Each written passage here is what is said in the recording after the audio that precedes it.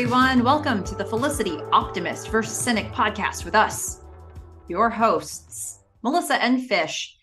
This is a Felicity rewatch podcast. We'll watch an episode each week and join you here to talk about it. And a reminder, this is not a spoiler-free episode. Not spoiler-free. We could say some things that come up in future episodes of the show. Just be warned. Okay.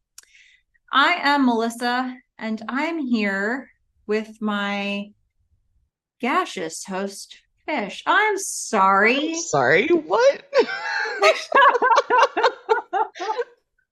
I mean, last time I'm elegant, and now I'm gaseous? I don't think you can be both those things at once. Can you be elegantly gaseous? Well, this is a different podcast, and it's a different day, okay? Sometimes you're just some amount of gas. Or maybe you're just like you have no material form.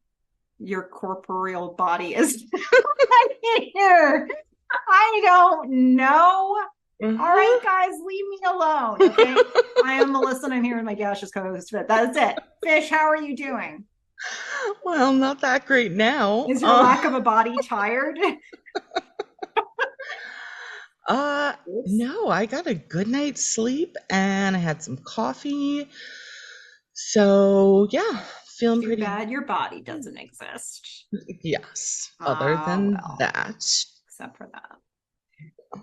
Oh my goodness. Well, what are we going to talk about? What are me and the person with no body going to talk about today? We are going to talk about season 4, episode 7, The Storm. This one originally aired November 21st, 2001. Again, I think your point about us being a week behind because of September 11th is very accurate. That will come into play next time for us. For now, it may not matter so much. This one aired November 21st. It was directed by Harry Weiner. It was written by Jessica Queller, and I don't believe we've seen that name before. It'll be interesting to see if we feel anything different about this one. I'll tell you what, though, the episode description is one of those War and Peacey kind of ones. Okay, right. Here goes. Buckle up, folks. The fallout from Ben's discovery of Noel and Felicity's one-night stand continues to torment the members of the lamentable triangle. Ben, already overwhelmed by school, his father's liver failure, and a visit from his mother, D. Wallace Stone, can barely look at Felicity, much less discuss her transgressions. Conversely, the one thing on Felicity's mind is to talk about what happened with her unreceptive boyfriend. Noel, meanwhile, feels alienated from his friends and finds some comfort in a co-worker, Sarah Jane Morris, who also happens to be his new boss's daughter. That was long, and there were some real SAT words in that. I feel like they have the interns do this. Yeah. And sometimes they want to show off and actually have watched the show. Yeah. Or at least the episode. And sometimes they don't care. Yeah. And they went out drinking the night before, and here is what they're going to say. They're like, work the word lamentable in. Okay. Challenge accepted. Shots. Yeah.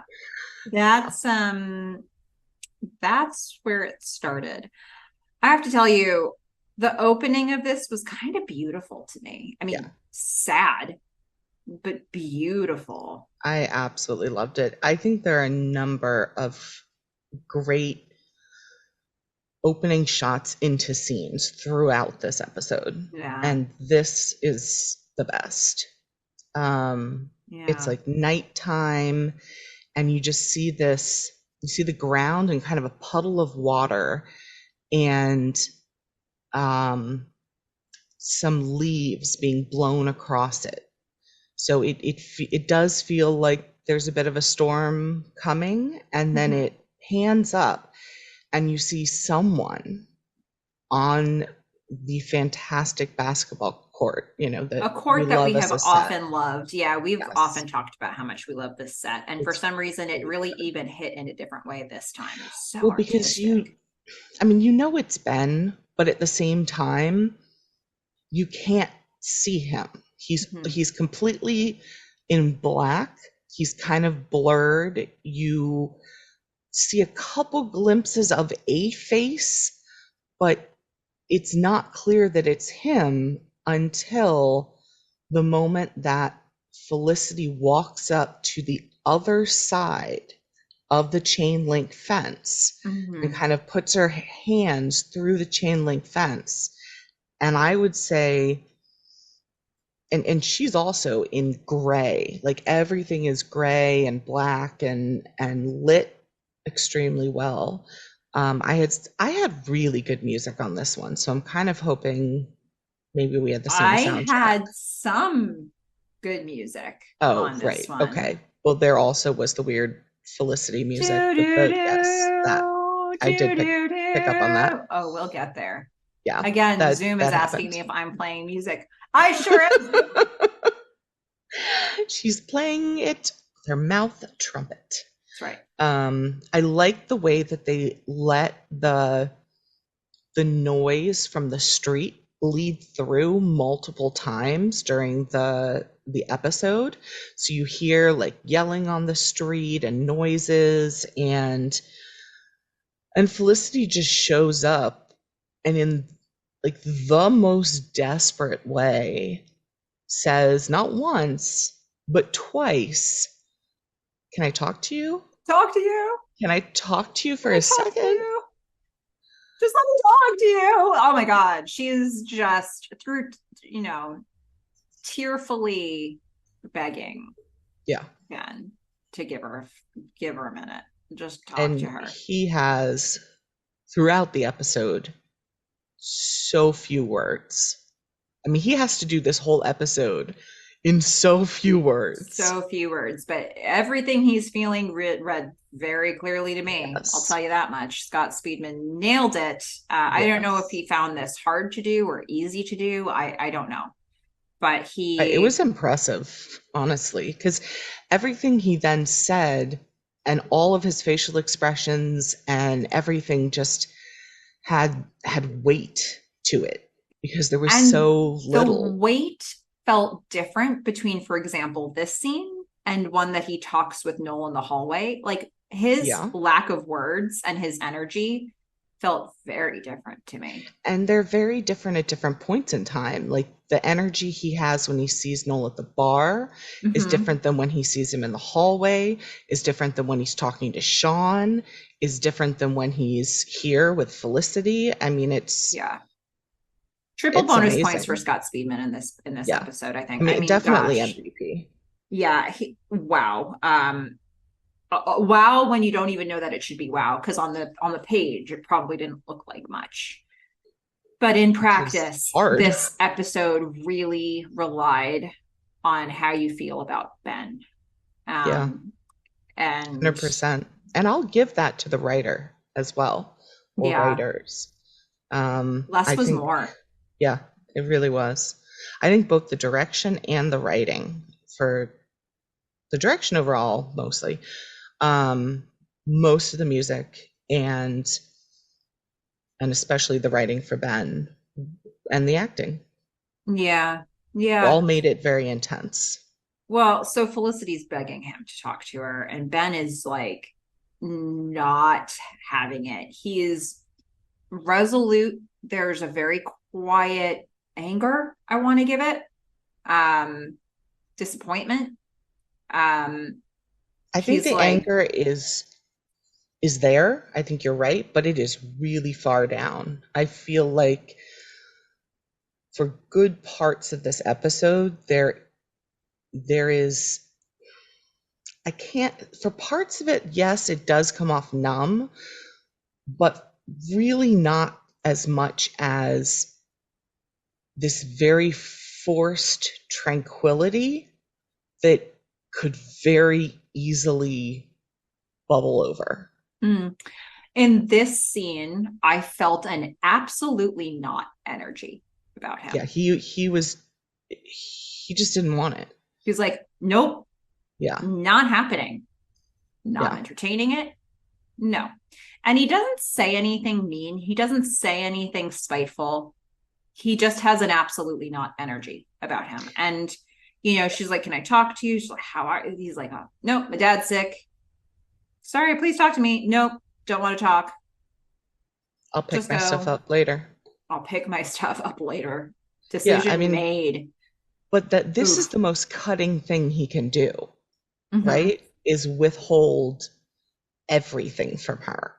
I Yeah. mean, if he were to get mad and yell or something, I feel like she would feel much better about it. And she wants to be able to talk it out and work through Yes. things. And I think the fact that he's preventing any of that from happening is just like, what do we do with this? I mean, what Um, does she do with it? And that's the question for the whole episode for me. It's like, how does she deal with this? and But she's also, gonna she leave kind the of scene deserves a, crying. yeah. I mean, wouldn't you? Yeah, and she walks away and she kind of pauses as she's walking away, and then Wipes a she keeps, tear. yeah, walking away. And I just put a little frowny face in my notes, which I don't usually Oh, do, because man, was it sad. And then the opening credits music was so jarring from here. You're oh, because I you're never just listened like, to it. I never do either. Like, but Just skip it. you hear the first, couple Yeah. seconds of it, and I was like, oh my God, this is weird. Yeah. Because you go from just darkness and heaviness, and Felicity wipes away a tear, and then it's like do do do Yeah. do do do do do do. Won't you come Yeah. new? It's like, stop, guys. Yep. sometimes Yep. sometimes that is weird with shows that have very specific tones in their credits, because if they're about to do, there are some shows that'll actually change their credits slightly when they have those Yes. moments, so that it's not so disruptive. And the other thing we have to remember is there were commercials.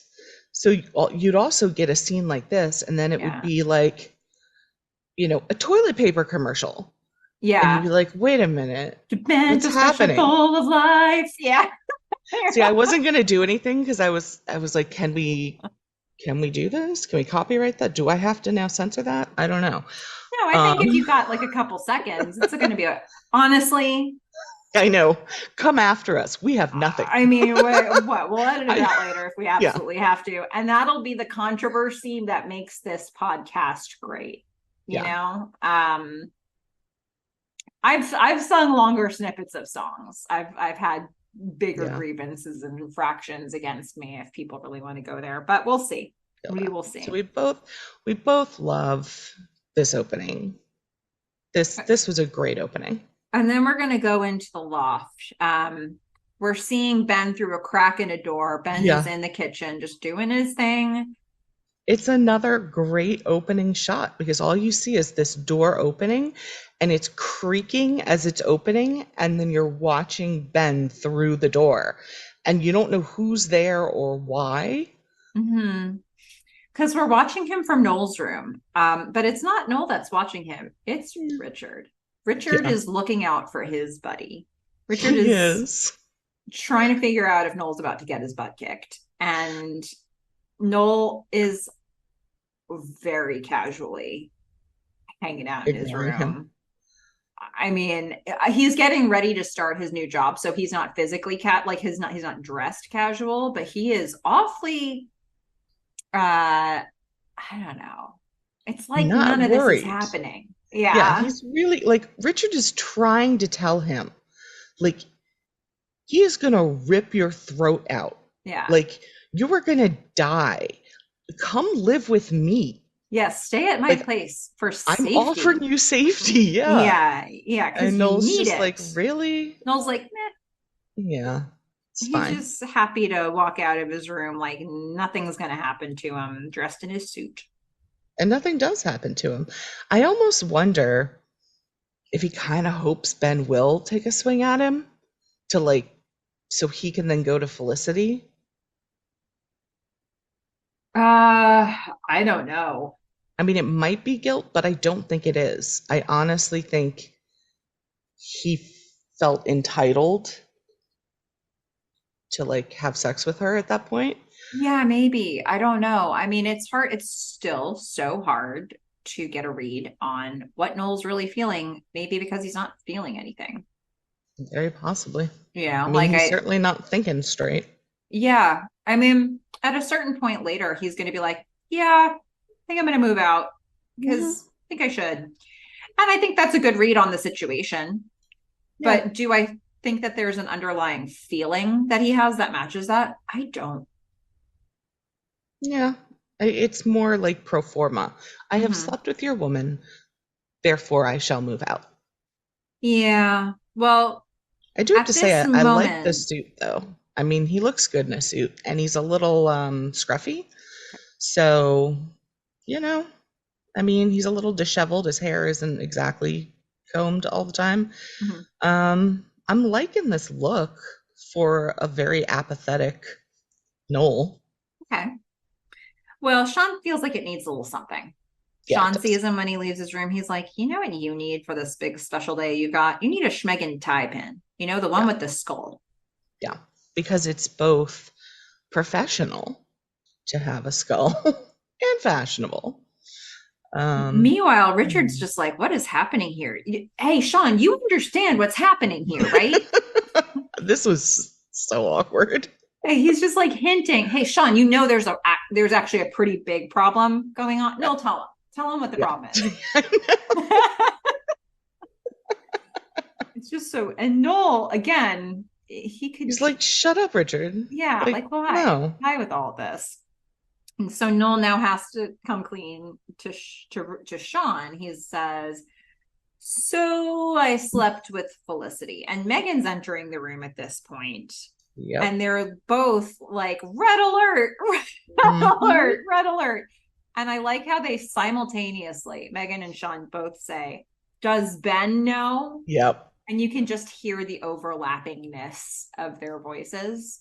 Um, yeah. To which he, Noah's revealing a pretty big surprise here to say, yes, Ben knows. I told him. Yeah. That is not what they expected to come out of his mouth. Woof. Um, Yeah. And Noel's like, I'm looking for a new place. yeah. Don't you worry. But I do have to say here, this episode is the first episode where I feel like Meghan, I'm hoping this continues, but Meghan's fashion style here is actually like a blend of her old fashioned style and her new. So she Hmm. comes out and she's got, nice hair. She's not wearing a suit, but she's put together in a, again, I'm going to use that word polished way, in like the 60s polished way, but she's got a multicolor shirt on and she's got a black cross and she's got crosses multiple times during the episode. And so I really enjoyed tracking her fashion and her hair through Mm. most of this episode. I think, you know, I like this blending that Mm. they're giving Ask her. me if I know if the blending will continue. Melissa, do you have any idea of any outfit that Megan wears for the rest of the season? No, hard no. Do you remember any outfit she has worn this episode or any episode previous to this one? No. Yeah, that's what I thought. Okay. Uh, so Noel has made it clear he's going to look for a new place, and Richard's like, "Oh man, my parents won't let me live off campus. That's I like the know. only thing stopping us from being roommates." I mean, but Noel could come live with Richard and apparently his parents. Or Mhm. no, he's on campus, so he could live on campus. Yeah, that's fine. Yeah. But that's not it's not really what Noel's aiming for here. No. Um, Mm-mm. and now we're gonna have Sean go to Ben's room. And I'd like to give a note from an optimist right now. That's gonna cover a lot of ground in this episode. Awesome. Friends rallying for friends. Mm. I mean, there are just so many beautiful moments that I feel like are very in character for each of these people, of friends showing up for Ben or for Felicity and just being there in the way that they would naturally be there. We're definitely going to see it from Sean, Hmm. but we see it really from everybody. And I just thought it was so beautiful because it's obviously not a good situation. Felicity did a bad thing. Everybody's hurting though. And I think that they're both getting support separately. And Yes. I really appreciate that. I feel like it's a real payoff for the relationships we've been building with all of these other characters. And I think it's so beautiful. And I want to see that in life too. Whether you're on the receiving end of some pain or you made a mistake, it's nice to know that a friend will show up and just be like, I'm just going to sit here with you. It's also interesting to see how Noel's not getting a lot of that, Right. and I think it really is a stark contrast. And for me, just highlighted how important it is to show up. Um, and I don't know, I just think it's so beautiful. So it's something we'll probably track a lot in this episode. I think you're 100% right on the Sean side. For me, I still liked the moments that we got with Meghan, but I do feel like they had not developed that friendship enough to get this. Like, I've never seen Meghan be so supportive and optimistic with Felicity. In fact, I've never seen her do it except like once or twice with Sean in like life and death They've done situations. it. They've done it with Felicity. They've done it with Not like the Avery this. stuff. They did it with No, not like like this. yeah, yeah. I don't know. Mm, I don't think it was a big stretch for me. I don't necessarily agree with Meghan having a bone to pick with Ben, but I do think Meghan would mm. do that. But yeah, it's in Like character. it's in character. I think it's out of line, and I think out of line is Meghan's character. So Yes. it made sense to me. That part absolutely made sense. But the stuff, I mean, we'll talk about it. The stuff she does that she says specifically to Felicity, I mhm. think is over the top for her. I think it kind of tracks with the Aretha theory for me. Um, She was drunk then. she was drunk then. She did a game night where she wasn't, where she played, the whole Sarah McLachlan speech bit. I think she's Yeah. had these flashes of moments with Felicity when Felicity really needed it. And so it wasn't a huge surprise that I saw this from her.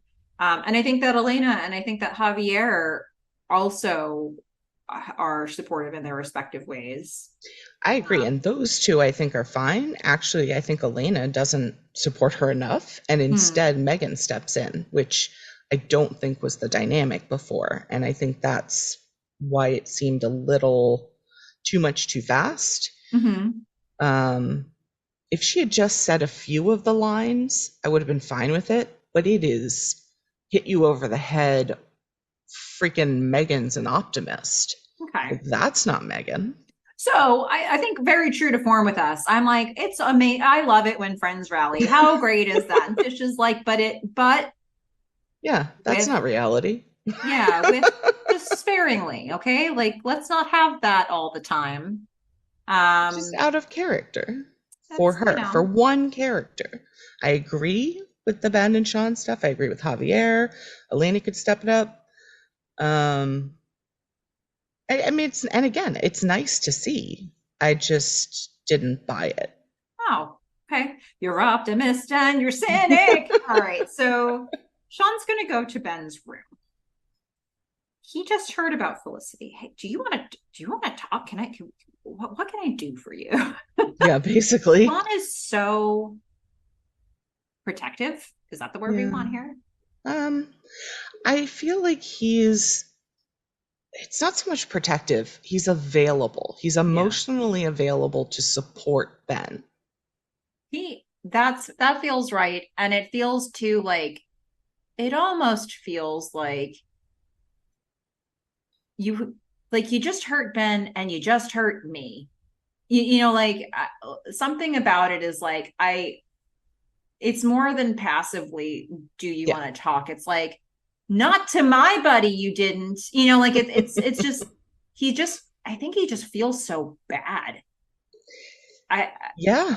I I mean, have this it is real like personal. emotional connection feeling from Sean here. Hmm. That's Yeah, like, and he will get protective later in yeah, his dirty looks. But I feel like here he's like, if you want to talk, we can talk. Like, I'm here for you. I'm not going to force anything. Like, just know that I'm here. yeah. Just the very idea that this news is delivered to Sean by Noel. And I feel this sort of like gasp from Sean, like, and then he just Yeah. like runs to Ben's room to check on his friend, like Sean. Oh, Nice guy award. yeah, it's sweet.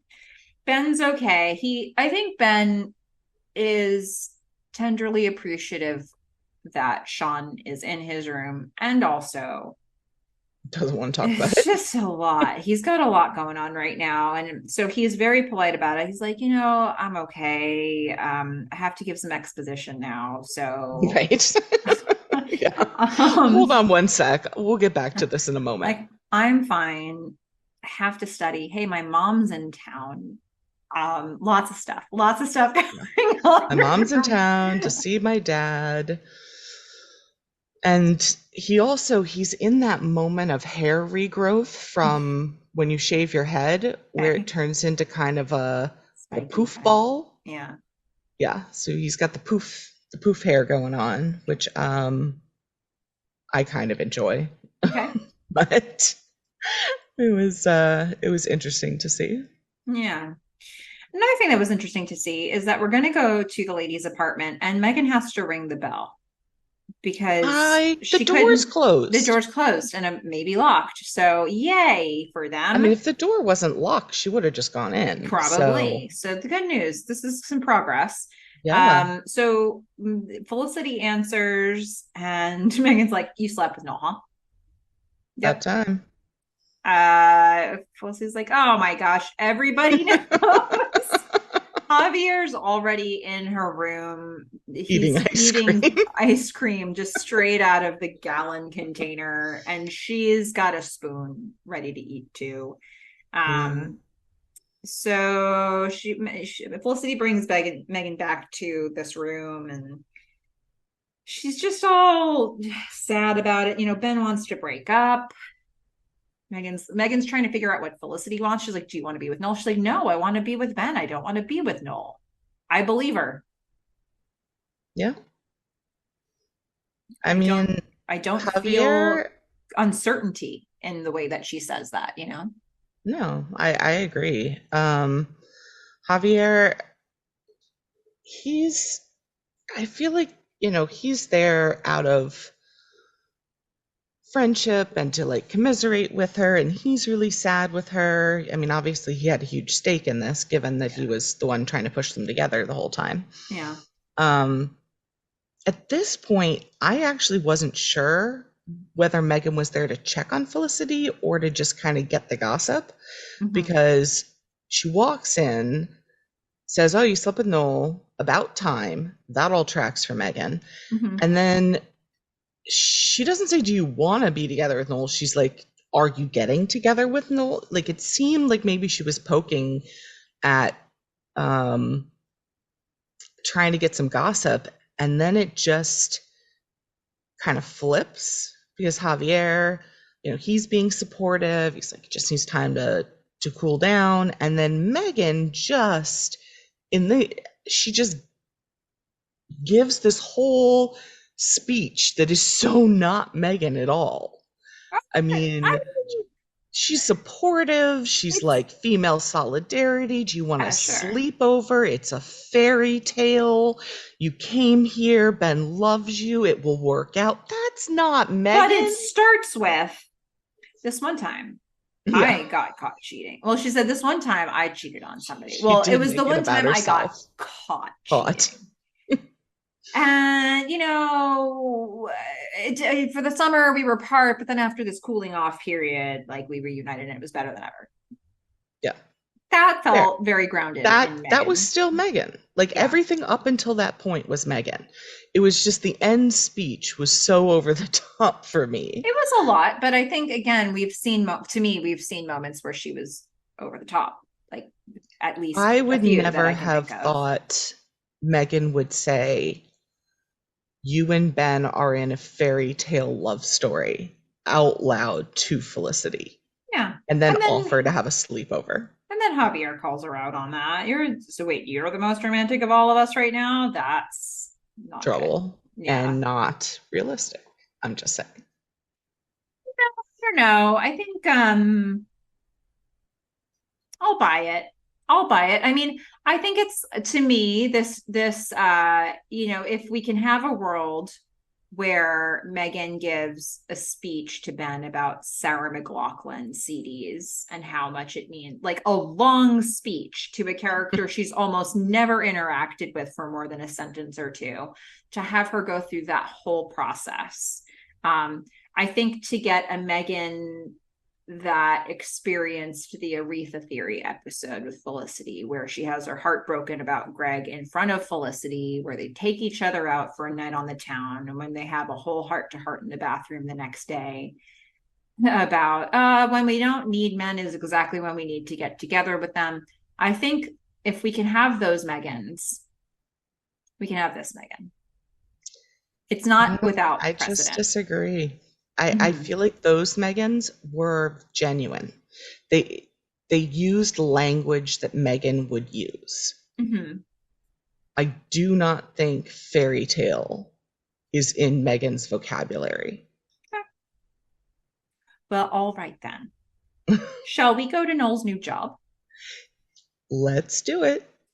He's getting a tour of the office from Mr. Webb, his boss. It's a graphic design. Well, I don't know. It's a graphic design, it's printing. called Webb Group Graphics. Yeah. So, So, he is being put on a CD packaging task or job or project. A project is the word that I wanted. I got there eventually. You did. Congrats.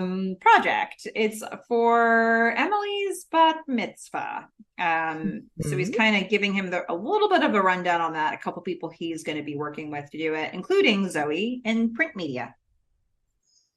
And Noel loves bat mitzvahs. So, I mean, he's ready for this. It's a band. Oh, right. Because how cool is Noel? Yeah. So, and then as Zoe's name gets mentioned, we meet Zoe, Sarah Jane Morris. She's working on this same account, and we find out instantly that she is the boss's daughter. Yes. And also that Noel is attracted to her because he starts looking at her. Oh my God. Like right over his shoulder. He's like, attractive. She looks kind of like Ruby. Blonde. Yeah. Right? I'm like, okay, well, he's going to keep checking her out in a kind of creepy way, but apparently she's okay with it. Yeah. Or doesn't notice. So there's that. I think they're set, you know what they're setting up here. Come on. So I did not see that coming. Honestly, so soon. I didn't see it coming this episode. What didn't you see coming? That they were going to start hooking up. Yeah. I thought it was going to be a little while. Well, just didn't see it coming. Yeah. Well, who's to say where we go from here? Because Noel's going to eventually lose this job, but that's okay. Yeah. Lots to do on that storyline. Yeah. Now you're going to have to help me out here because we then go to a scene between Felicity and a random hockey some guy. Yeah. Which is what I put down. Do we ever get his name? I don't think so. All right. He's a hockey player and one of her students is what we know. I've just got his name is some guy in my notes. That seems right. I'm going to endorse that. I co-sign some guy. All right. So some guy is asking Felicity for an extension and he's being a little uppity about it. Like she owes him this.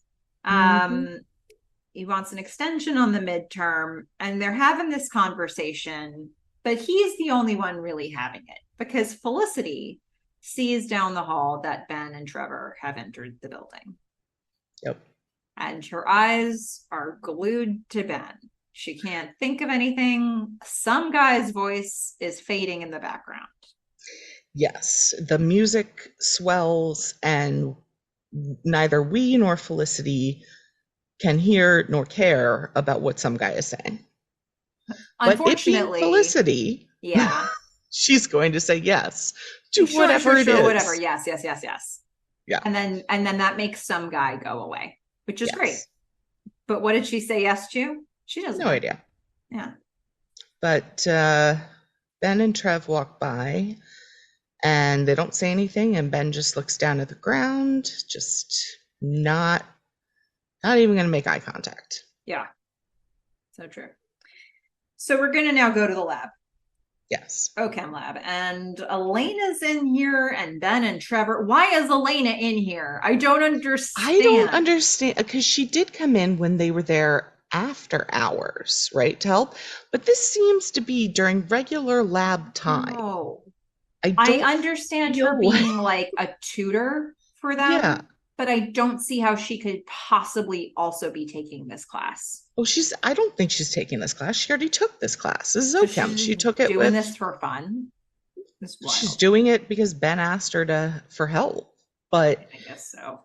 Ben's actually kind of got it. And, Ben you figured know, out this assignment quickly. And they're something like, to do oh, with carbolic acid or something something. like that. Yeah. And Elena can't believe it. She's How like, can you you can even concentrate? focus? Gosh. What is happening? Ben's like, I've got to go. Did the Yeah. assignment. It's done. He's like, We're it wasn't good. even that hard. Yeah. Holy heck. Jeff's got an opinion. So now Trevor gets to hang out with Elena, which is great news for Trevor. Apparently. Yeah. He's like, oh man, that guy's hurting so much. He's dying inside. It hurts a guy when When a a woman girl cheats. cheats. Yeah. Elena's like, hold Notice the on. emphasis. Yeah. Like, let's have this debate. Yeah, I didn't even write it down. It's just like argue about cheating. Yeah, Trevor's stance is that biologically men are wired to cheat and women are wired not to cheat. We're going to have a couple scenes about this. Elena is like, screw you and your theories. I've cheated. It And doesn't it means, matter. It means nothing. Women cheat. It's a thing. Trevor concedes in this conversation, but doesn't really. yeah, he evolves his argument. He starts with, it doesn't mean anything. It's just sex when guys do it. But when girls do it, it's like emotions and it means stuff. And Elena's like, no, no, no, no, no. Mm-mm, no. And so they're going to kind of call it a draw for now. But Until Trevor comes back with like yeah, some sort of backup yeah, and he's still research. thinking about it. Yeah. So we're going to go over to the ladies' apartment. Yeah, this scene hurt. And not just because it had the piano music. Guys, our Yeah. favorite music is back. Not Well, once, I mean, but more than once. man. Yeah, he's come to get us stuff as promised. Yeah. I mean, he does a couple of things here that just seem rough. I mean, he's not talking he's talking as little as humanly possible. Yeah. He's shoving his stuff in a bag. He's like, And I want out. it doesn't feel to me like it's coming from sort of a petulant place. It feels No, like it's just like this is not like, what is there to say? exactly. Like, And he says that later. He's like, I have been trying to figure out why you did this. So you can I feel that in these scenes together where it's mm-hmm. like, why? I don't understand. This is also not pleasant for me. Like she gets near him and he actually kind of like flinches away from her. He doesn't want her near him. He Yeah. doesn't want her around. He's like, I just want to get my stuff. Like I don't even have enough emotion to fight with you. Yeah, it's I just just don't want to be here. no bandwidth. I mean, if anything, it would have been nice if he just picked up the phone and called like Elena to find out when Like, She wouldn't have been there. yeah, it's Yeah. like, hey, Elena, before I leave this lab that I'm about to leave really quickly to go to your apartment, is Felicity there? Yeah, but Hey, then he'd have to have the Javier, when's conversation the, with yeah, Elena, that's and true. I think he Yeah, just wants out. I it's mean, true. and to the point which, he's grabbing his stuff and he's just like, and here's your key. Bye. And Felicity is just like watching him gather the stuff, and you know that she wants to start Hoping. sentences like 10 different times. Like, if Yeah. I just say this, if I just say that, but then she doesn't. She can't bring herself to do that. Well, what is she Um, gonna say? I mean, I don't know what I mean, she says she wants to talk to him, but what is there to say? yeah, That's my real question throughout this. yeah. Because I have in my own head, like, what was the reason that she slept with Noel, right? So I've Mhm. got in my head like what she could say to Ben, but as we go through, I want to hear your thoughts on What was the reason? what is the actual truth? And then if she said that, would it help? Yeah. The truth, Fish, is that Noel was in the drawer. Right, correct. And so how, like, I'm just my thoughts, because you asked a deep question and I thought, what would Pavone say? yeah, And that's what Pavone said. I So I have the just same repeated it. thought. I I but mean, I I think I you can go agree. through all of this nonsense around like she was feeling lost. She didn't know what she was going to do for the rest of her life. Her dad's sending her clippings. She's feeling really self conscious. She doesn't know what to do. Ben shows up and he's got direction. Their whole thing flips. Noel's lost too. She feels kinship with him over that. Like, you can go through all of that. But at the end of the day, Noel is in the drawer, or has been, Yeah. you know? I mean, was it a I have to know which one of them situation? Or was it You know a what? situation where her brain literally turned off and it it was just comfort? I mean, Maybe that's Ben it. was literally downstairs by the Yeah. time she comes downstairs. So I'm just having a But she very wasn't hard feeling time. comfort in Ben at the time, you know? I think Yeah, she was agreed. feeling, if anything, the opposite of that, because Ben now had this focus in an area that, she was being told she needed to have focus about. He literally was taking on the path that she rejected and feeling like that was what he was meant to do. But did that translate to her decision to have sex with I Noel? think it translated to Ben wasn't who she'd go to for comfort, and Noel was, Hmm. because Noel was also lost, and the fact that he was also lost made her feel better. Hmm. And Noel was the guy who made her feel better most of the time. Like, with some exceptions, obviously, that we've seen in the first three seasons. I think Noel often is a person that she could go to feel comfort, to go get ice cream, to, like, to just be a friend. Um, So do for you think if her, she there wasn't always baggage there. For him, there was. yeah. So do you feel like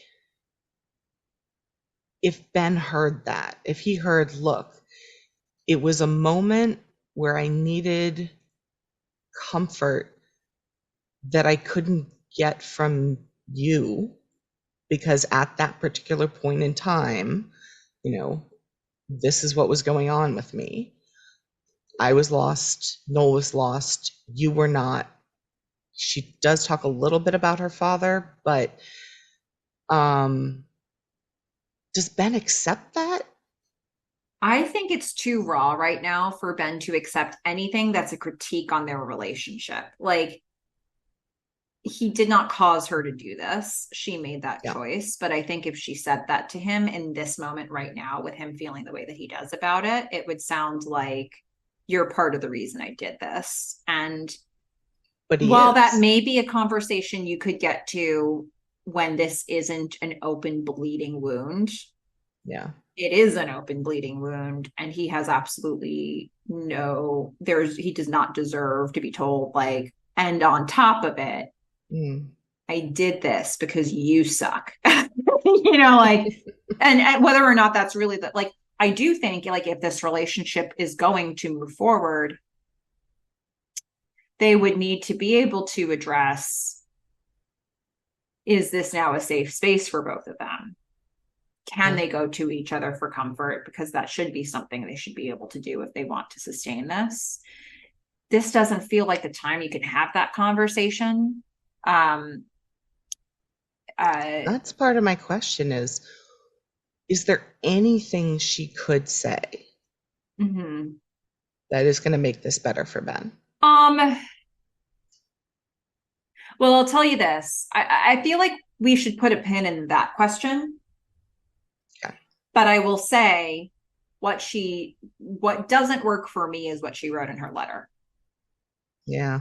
Um, so maybe let's put a pin in this. And I don't know if we're waiting that long to put the pin back out, but let's come back to that.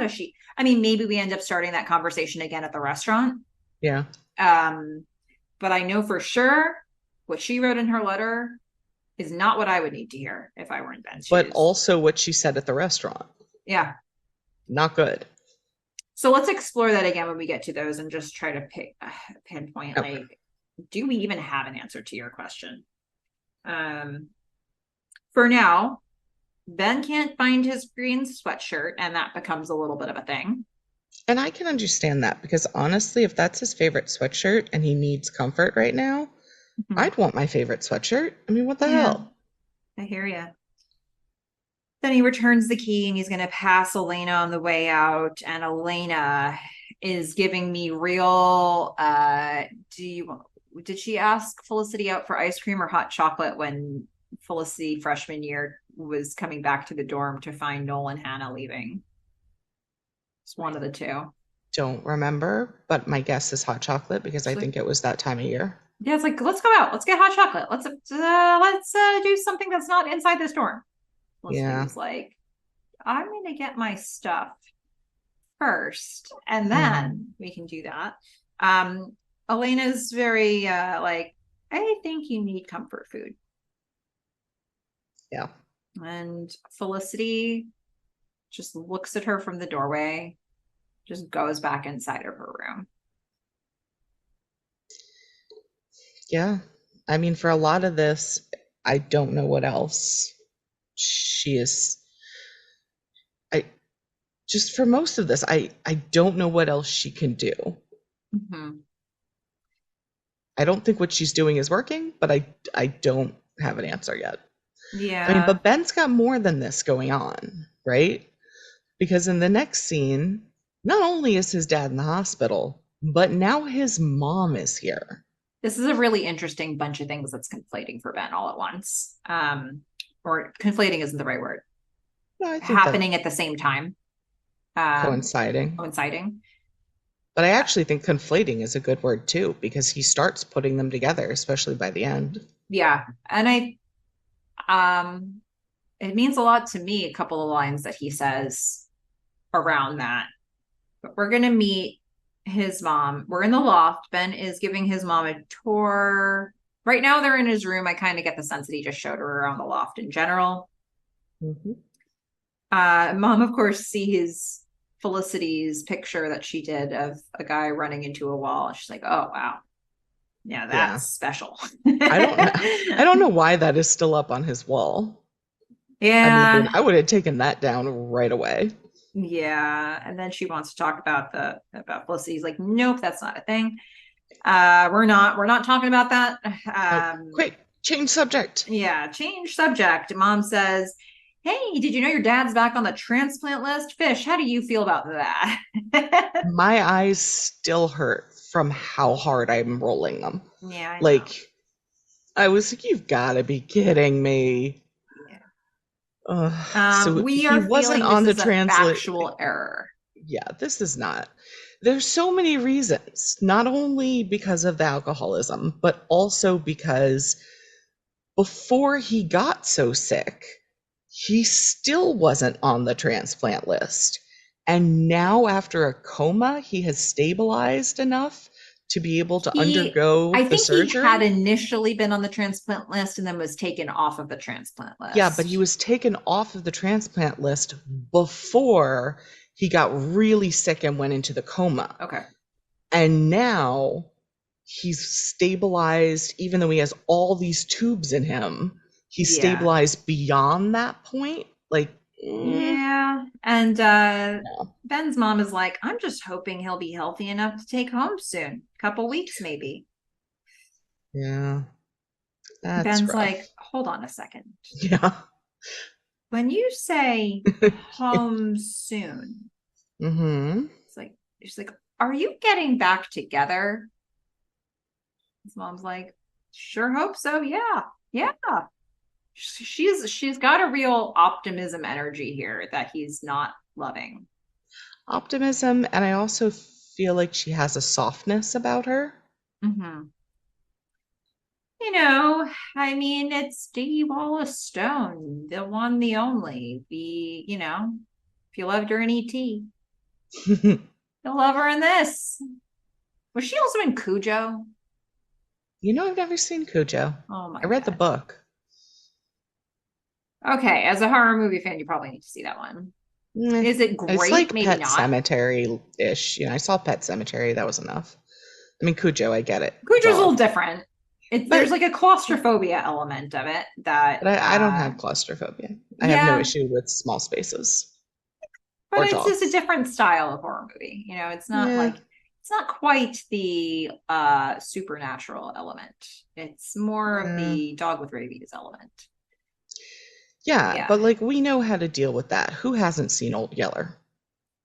I mean, it gets a little interesting in Cujo. It All right, well, gets it. maybe this is something we'll do because just for the record, Melissa and I both love horror movies. Yeah. And how long have you been doing this? Every year she puts together a list of horror movies to watch during the month of October, at least one a day. I think last year it was like Okay, 70 some.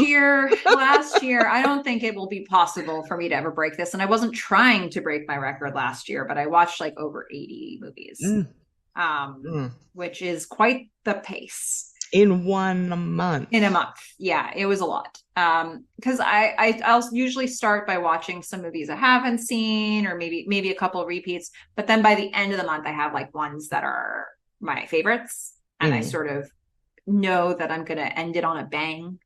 Um, yeah, I just really pounded through a whole bunch of them last year.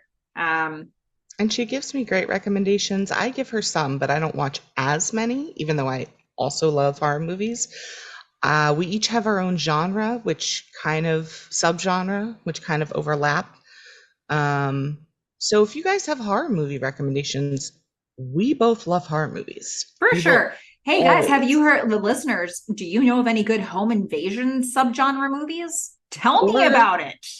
or Fish, which ones you want. survival. Yeah. Yeah, I also like home invasion as like part of what I enjoy, but I also enjoy they're on an island, they have to survive. They're in a parking lot, they have to survive. They're playing a game, they have to survive. And whether they survive or not, honestly, is immaterial to me. Mm-hmm. It's the effort I like that those too. counts. Yeah. Yeah. Yeah. Um, okay. So listeners, you are Also, tasked. any comedy recommendations similar to The Terrifier, which we both found Oh hilarious? my God. Oh my God. Yeah. Art the We Clown love Art. is so Art's good and fantastic. happy at what he does. He He takes is great so mirth. much joy. Yeah. Joy in his work. It is okay. We need to caution. If you Yeah. If if you're not you a horror movie are fan, not prepared for real gore, yes. don't watch Terrifier. But If if you you don't want to mind see, gore, a yeah. man who loves his job, or his hobby, really, a man who Mm-hmm. loves his hobby that happens to involve a large amount of gore. But really, I'm going to be the optimist here and say that this is about the joy It's about of, loving what you do. yes, yes, it It's about is. finding your passion. Yeah. And I'm just saying, for the record, I was the one who said that first between the two of us. Okay. Yeah. Yeah. So there it is. There it is. And I Real appreciate you, big Fish. tangent. But what we meant to Um, say D. was Wallace Stone. fantastic. We got there. We got back. Yep. Okay. It was great. We circled it back around. Good job. D. Wallace Stone, Ben's mom, wants to get back together with his dad, and Ben just shakes his head for the rest of the scene. Yes. That's what I put down too. He shakes his head. He sits down. He shakes his head some more. He said, "It makes me really nervous," and he keeps shaking his head. Yep. He's just in. It's like, if I Just shake my really? head long enough, Yeah. can I impress Can I upon her what understand a this? bad idea this is? Yeah, he smiles too as he's shaking his head. He's just it's sort of half I can't believe it and half You why can't I too. believe it? You two kids can't make this work. Oh, you want to try? My gosh, he's just Yeah. And annoying. his mom is just like, after everything we've been through, he's part of me. You know, Yeah, that's what I want. it is a, I mean, it's a sad, given what we know of Ben's dad, she does strike me as someone who has been abused. And I mean, I don't think we can quite call it like Stockholm syndrome, but like it's the reason that people don't leave their abusers. Like this Yeah, is the reason. yeah. I mean, I think there's a real trauma bond between Ben's dad and his mom. I mean, in the most direct Dysfunctional of translation of ways. that, like the trauma comes from the dad. Yeah. His mom absorbs it, and somehow that is part of their cycle. Um, she's saying it's not easy to let go. It's what I want. And Ben is just sitting there and he's like, I understand. But he's shaking his head. He's like, I understand, but I can't understand. Like Yeah. he's in total He disbelief. absolutely does not understand, Um, but I think his point isn't I understand why you do it. It's I understand this is happening yeah, I understand because that you it's have to do happened it. so many times Yeah, before. yeah. I think that's a good way to break that down. So now, It's headache. time number 2, we get the piano music. Third, isn't this the third time? This is the second, but don't Hmm. you worry, Fish. The There third will time's be a still third. coming. Um, Felicity is in bed in the dark, Mhm. and there's a storm. Yeah. So I just want to compare.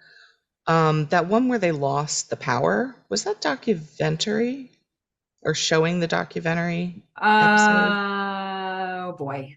Um, I'm pretty sure you it know was what? because You they put keep it on. talking, and I'm gonna Well, I'm get pretty you sure it your. was because they put it on battery power.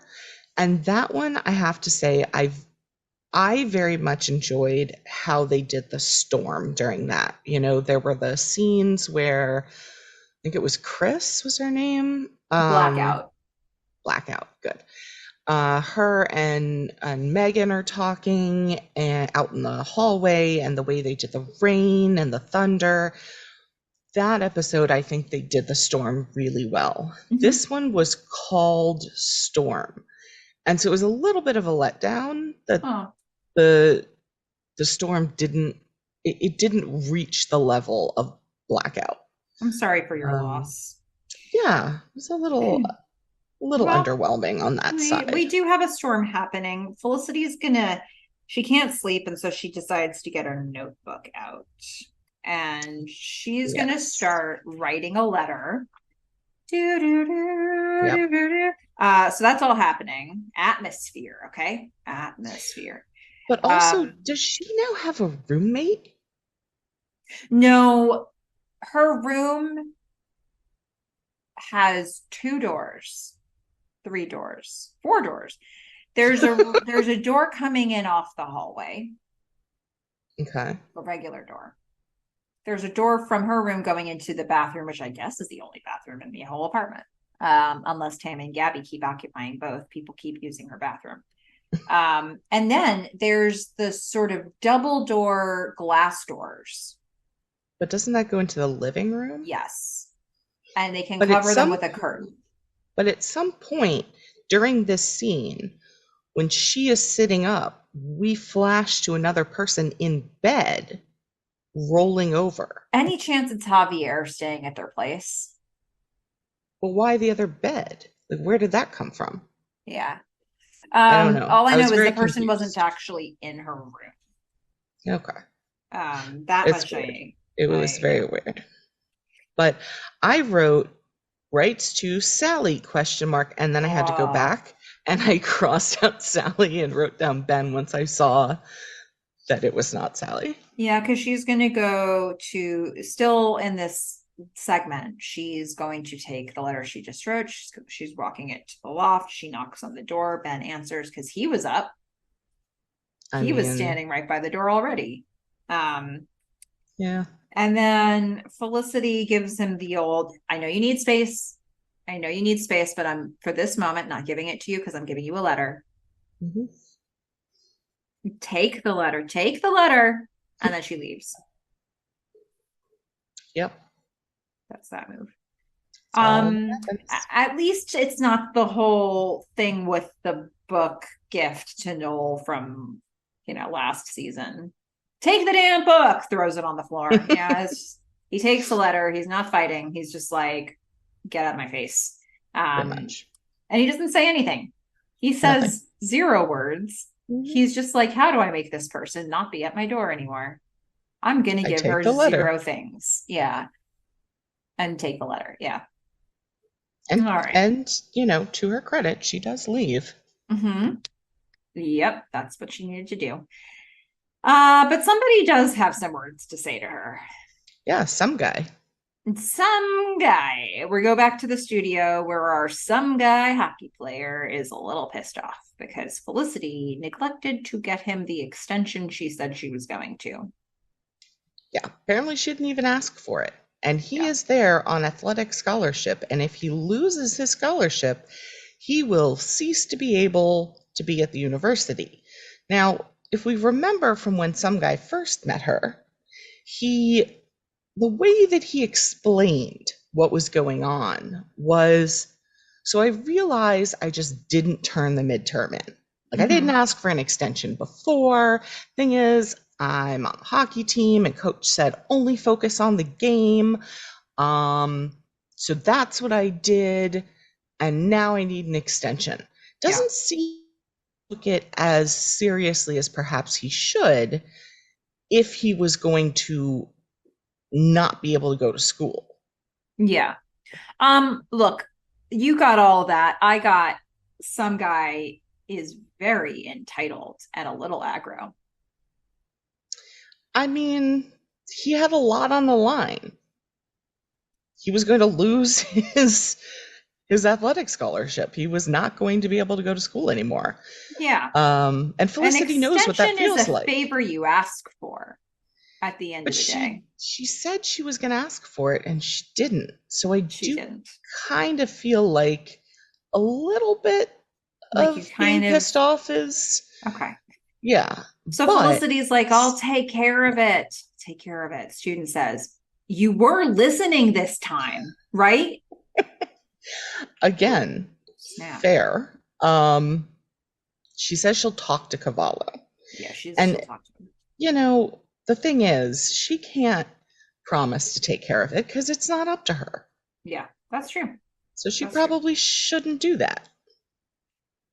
Oh my goodness, what a tangled web we weave. Okay, let's go to the lab. Trevor and Elena. Trevor shows up a little late. Elena's like, hey, you're late. And old Trev's got some printouts. Yeah, that's the thing. He's been doing a little biology research. Only the exact biology research that would support his argument. Mm-hmm. And he's got some proof that males need to fool around. They need to spread their seed to continue life. Yes. as opposed to women who need to nurture and raise the children, and therefore that is why they have, was it dopamine? Yeah, and they're going to look for protection. And Elena just like takes the piss out of him. She's like, oh, so that's why women are always looking for those safe, protective guys. And he's just like, yeah, Yeah. yeah, you She's like, totally get my argument, I was you being know? ironic, you jerk. Yeah, he did not You understand that dunce. at all. Yeah. He's like, women, this is why women like to snuggle after sex. And Elena's like, I just fundamentally disagree with you. And she And leaves. also, I hate snuggling. Yeah. Elena's just like, I hate snuggling, puts on her jacket, and exits the room. And the thing that Trevor didn't account for in all of this is that if he wins this battle, he loses the war because he needs her to tutor him. Right. So Trevor watches his tutor leaving the room, pissed off at him, coming back with some sort of argument. And he's like, damn. Yeah. Trev, Oops. we have established he's not that smart. He doesn't think, Trevor playing chess, probably not great. No. He thinks maybe a move ahead, but when you need four, it's just Yeah. all a mess for him. Poor Trevor. Poor Trevor. So we are back at Noel's new office. So speaking of cringy couples, yeah, it's Nolan and Zoe, and there is a definite vibe. Mm-hmm. Noel's staying late in the office. He's trying to wrap his head around, I guess, some new projects. Zoe maybe habitually stays late in the office. And Zoe's chatting with him. She likes the design that he's working on. She's like, maybe you should go home because hey, it's your first day. It's why are you here? And then I think Unless you're a this, workaholic, yeah, like like her. me. Yeah. So that'd be cool. And then she kind of hints at, well, no, she doesn't hint. She's like, maybe we should just like get some dinner and just stay. And he's like, you know what? Let's not do pizza. I am gonna go home. I'll get Yeah, you your designs tomorrow. I think his probably good instinct here is yes, to don't do leave. this. Yeah. Except as she walks away, he turns and like checks her out again. I mean, Mhm. I just keep writing down. He keeps looking at her. Yeah. Yeah.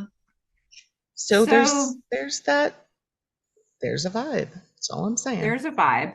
There's a vibe. But he's left. That's good, right? He's going to I go to thought so. Epstein Bar because Epstein Bar is where Sean and Trevor and Ben currently are playing darts. And Ben is throwing darts with a fury. Yes. I wrote down angry darts. Angry Um, darts. yeah. Trevor's like, Which maybe is you just need okay. to hook up with like a one night stand is what you need. That's it. Yes. Needs a girl. Yeah. Um, yeah, angry darts are fine when you can hit the board. Don't if you do not have good aim, don't play angry darts. It's just bad. Word to the wise. Ben's gonna get some more beer. I do like that they take a moment here because he's gonna get more beer. Trevor's gonna have one of those beers, and Ben's like, "Are you sure you're fine?" Trevor's like, "We only had one." Yeah. I think it's relevant to call back to this idea that not a moment ago he was in a coma from Yes. over drinking. And now he's drinking again. Now he's drinking again. So I don't know. I'm glad they said something. Yeah. And then Richard and Noel are going to show up. And all I could write down was hat. Richard Okay. has on this like shiny turd brown rain hat. I don't know how else to describe it. It's sort of conical, except without the very top of the cone. It just comes all the way down, like kind of past his eyes. So he has to Okay. sort of look up to see around it. Yeah. It is a hat. Okay. I loved Nice. it. When you first said hat the way you did, which made me really happy that you were just like hat. Yeah. That was your note for this scene. The Yes. first thing that I thought of for anybody who's seen the movie Labyrinth, Ah, one of my favorite characters, maybe top two, is the bird hat that the old guy is wearing. The really yes. argumentative, snarky bird hat. Yes. Um, Love that guy. Yeah. It's not her favorite character. Her No, favorite character is the Elo worm. yeah, worm, Yeah. worm. Because that, I mean, she's in love with him. I mean, let's be clear. Hello. She has a little crush on him. He's married, but Come doesn't matter. inside, meet the missus. Yep. Yep.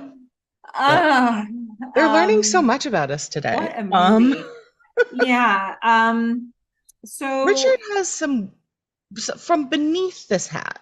Richard does have some words of wisdom. Don't date the boss's daughter. I mean, it good on seems Richard for sound, once, that advice. Yeah.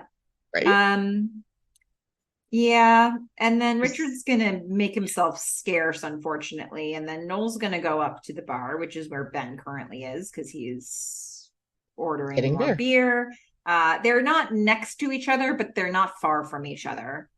And this And is where I felt the most anger from Ben. He oh, sees Noel, and you just see his jaw tighten.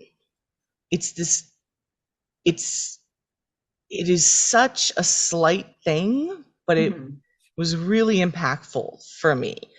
It's just, he's setting his jaw like, ugh. it's like, is this going to go the way of Randy? Noel looks at Ben, sees Ben. Noel looks away from Ben. Ben looks back at Noel, and Ben's gaze holds on Noel Yeah. for a few extra seconds.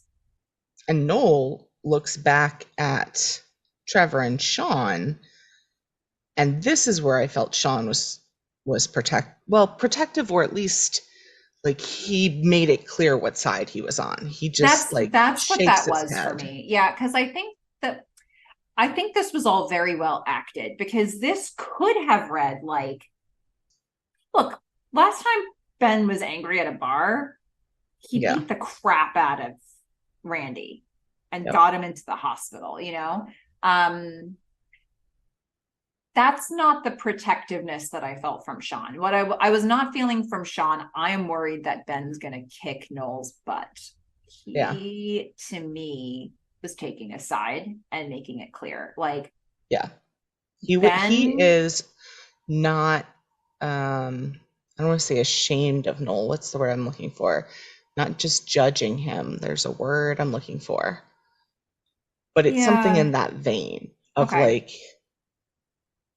what Noel did is not okay with Sean. He is Yeah. clearly on Ben's side. Yeah. Yeah. And he's there for Ben. And that's that. Ben walks away from the bar. Noel just sort of stares into the distance, and then we see him make a bad decision. Next thing we see, Noel is bringing pepperoni pizza and wine back to the office where Zoe is. I mean, he doesn't really have anywhere else to go or anyone else to be with, Yeah. right? So I guess in this moment, he is Out of the frying pan vulnerable. into the fire. I mean, I guess. tricky. Yeah. I mean, it's not a great decision, but also, where was he going to go? Yeah. Home? He doesn't have a home. To a friend? He doesn't. I mean, I guess he could go stay with Richard. But, Yeah. like, which one would you rather do? Pizza and wine with a pretty girl or Richard? And I like Zoe. I like Zoe. But why is this a bad decision? I mean, your mileage may vary on office relationships in general. I'm okay with office relationships, but when you But it's your know second day. it's the boss's daughter, Yeah. I mean, talk about risky choices. You know, like it's sort of a self-sabotage move. I don't know. I don't think he was thinking. No, probably not. I think it was. I don't feel like he was aware enough to be self-sabotaging. I think he went towards the only port in the storm, Yeah, that's which fair. was Zoe. Yeah. Okay, the only port except for Richard. He needs another port. That is for darn sure. Yes. So Perhaps go home for the weekend. Take some time off. Midterms are yeah. over. You slept with the Felicity Porter, says his mom. That would be funny. Maybe go to a hotel or an Okay. air. Well, I guess there was an Airbnb. I Couch like surf. you revised based on my imitation of the only line we've ever heard from Noel's mom.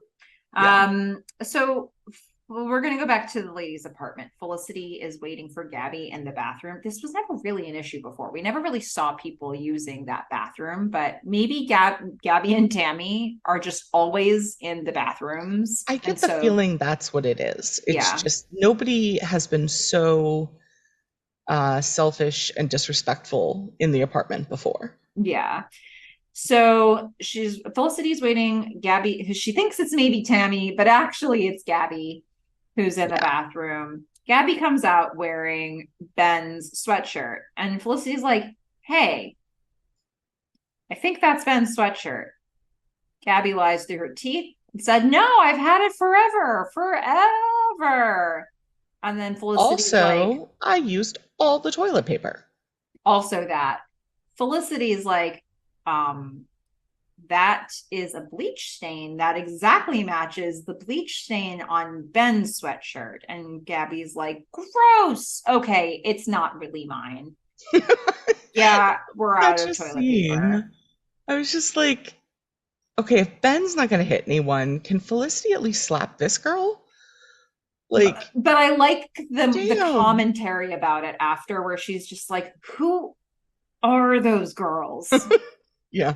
And we all might be wondering that if we're Yeah. being real honest with Let's ourselves. all also agree Gabby's lying about a sweatshirt.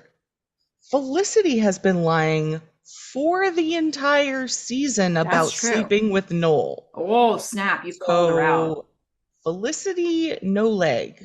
You have no legs to stand on. You are legless. You know what, Fish?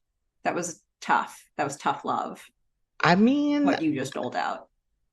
as annoying as Gabby is, at least it was just a sweatshirt Oh, okay. and not So another guy's penis. Fish is dropping some truth. Okay. Mhm. Felicity But it is fans. rude to use up all the TP. That's true. And we are then going to see. Do we go straight from there to Meghan bringing TP to the apartment? I think so. Yes. And another fantastic outfit. She has on a silver leopard print, sort of large jacket and matching hat, but the hat is in the 60s style. mm, So they are really blending her look yeah, here. And I am loving it. yeah. Well, okay. So this is a transaction. Meghan came with TP. Felicity is going to give her Ben's sweatshirt to give back to him. Mhm. Ben, Meghan would also, at the same time as delivering the sweatshirt, she'd like to give Ben a piece of her mind. Mhm. I just, at that moment, I was like, I don't know what you're going to give Ben a piece of your mind about. And then Right. Felicity says, hard no, do not do that. Yeah, correct. Gabby enters the scene and sees the toilet paper. She's like, yay, toilet paper. Meghan's like, no, not for you, for her and Elena, okay? Not You, even, just Felicity. This is fair enough. Felicity's toilet paper. Felicity's toilet paper. There's And only one roll. if you or your friend put your grubby little hands on this, and she's threatening, Hmm. she's firm. Yeah. And Gabby's scared and is like, Yeah. okay, and like Gabby is walks away. all the way intimidated. Yep. And I love Felicity's response here. She just watches this and then laughs and says, I remember that. Yeah. And it was such a nice moment of like, I Remember remember season when one? you did that to me and I was so intimidated, and now we're friends. And you Yeah, brought me one roll of toilet paper. yeah, Also, why so stingy with the TP, Megan? Your friend is in pain. You wanted to have a sleepover. yeah. More than one roll is, I don't know, I just feel like it's a bit of a slap in the face, one roll. Okay. I hear what you're saying. I really do. Yeah. So let's go back to the office where Okay, I don't, I have to say here, I don't know what music you heard, yeah. but for me, It was sexy. well, for me, it was a blend of country Oh, and porn. It was country porn music. I would not describe it as country. It was sexy. You should Um, go back and listen again and think of country music I because it think we might have starts had out different country. music. Ah, okay. Because mine was country porn. And I was Okay. like, huh, That's how, sad for you. how, how? Like, how did this happen? If anything, I would put it more a little R&B-ish maybe, or Not I don't know. mine. Country, I don't think it would. country first and porn second. No, country is definitely not a descriptor for this. They gave it, I thought they had good, sexy music, but I couldn't tell you what it is. I looked for it and didn't find it. Um, Yeah. so It's a new Noel, subgenre I've never heard before. yeah. So Noel and Zoe are kind of looking at designs, kind of sitting close to each other, kind of drinking wine. Aren't they just sitting on Zoe, the ground? yeah, They're they're like just sitting on having a the moment. ground against the wall. Yeah, they're bonding. Zoe Mhm. likes to hang out at the office after hours. It's her escape. To escape from the real world, Sure is. to hang out at work at night. Hmm. This is sad. Yeah, but that's all Noel needs to hear, and the kiss. Yeah, again, did not expect this. Okay. This was unexpected. This felt a bit forced. I mean, I did like the line of escape from the real world into the kiss, Hmm. but I don't know. It maybe it was the country porn that threw me off, but yeah, It might be that. I yeah. thought that the music I had some good atmosphere and it puts kind of a sexy mood underneath it, but not all the way porn and certainly not country. So All right. I think I don't know, there was a vibe here. Yeah, it was probably Um, just the music that ruined it for me. yeah. I guess I'm gonna put a pin in what I was just gonna say till the next scene. Let's go back to the loft. Ben and Sean are playing a video game because Sean is not gonna let his guy go through this alone. Okay, That's right. Sean, you're Sean's just there for Ben. I Sean. mean, and there's definite like throwbacks, right, to the Noel and Ben playing the Mhm. computer game. But here it's a supportive game.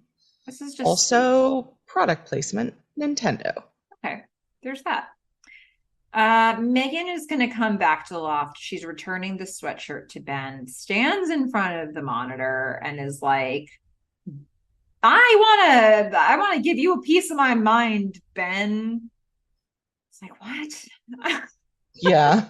I mean, Megan just doesn't, again, what is there to say? I I'm just not going to put lie, Ben does Megan not yells deserve at Ben. that. Like, I mean, so Megan here says, Felicity loves you so much, it's disgusting. This is a refrain that we will hear from her. Don't be an And idiot and not yeah, talk to her. You have to talk to her. Okay, fish. and the music comes back. Oh, do do do do do do do do. This was an unexpected musical choice. Yeah, because This it's partway episode through the scene. was a real mix of Hodgepodge. good music and Yeah. not good music for me. Um, And remember here, I had just come off of country I porn. know, I And then, know. then there was this It's scene. a lot. I was like, Um, wow, all After right. this whole thing, Benja's just staying silent and Meghan leaves. Then we're He gonna just wasn't taking her see. seriously, I think.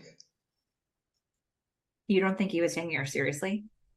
Yeah, I mean, at that point, I think he just was like, whatever.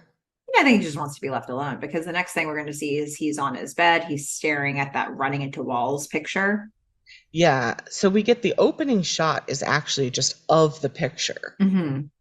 And my notes say, like, why is this still up? Mm-hmm. And Ben is just kind of there, like looking up at the picture. Yeah. Which is a really symbolic picture for him because I think it puts it more from a place of like, am I doing something stupid? Um, I didn't, to me, that huh, picture is a symbol of, when he received it, he was like, I felt like you were thinking of me when you made this. I just feel like I'm always running into walls. I'm always doing things that, like are setting me back.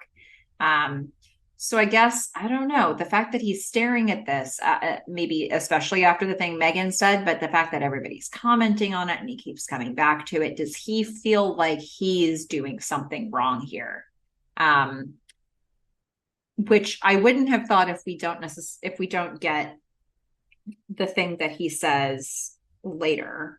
yeah, to Sean. Um, to Yeah, I mean, sh- he does seem to reflect when he's looking at this picture.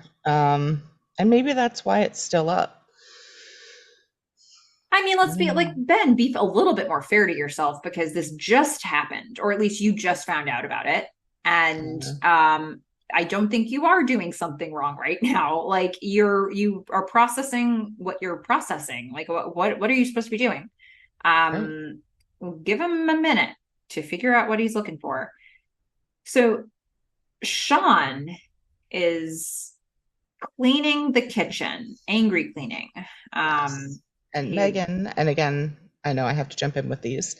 Megan is now wearing a suit again, which I generally don't like the 60s suits, but this one's a little better. And she's got this gold cross that she's wearing with it. So it's a little more 60s, but again, they are blending.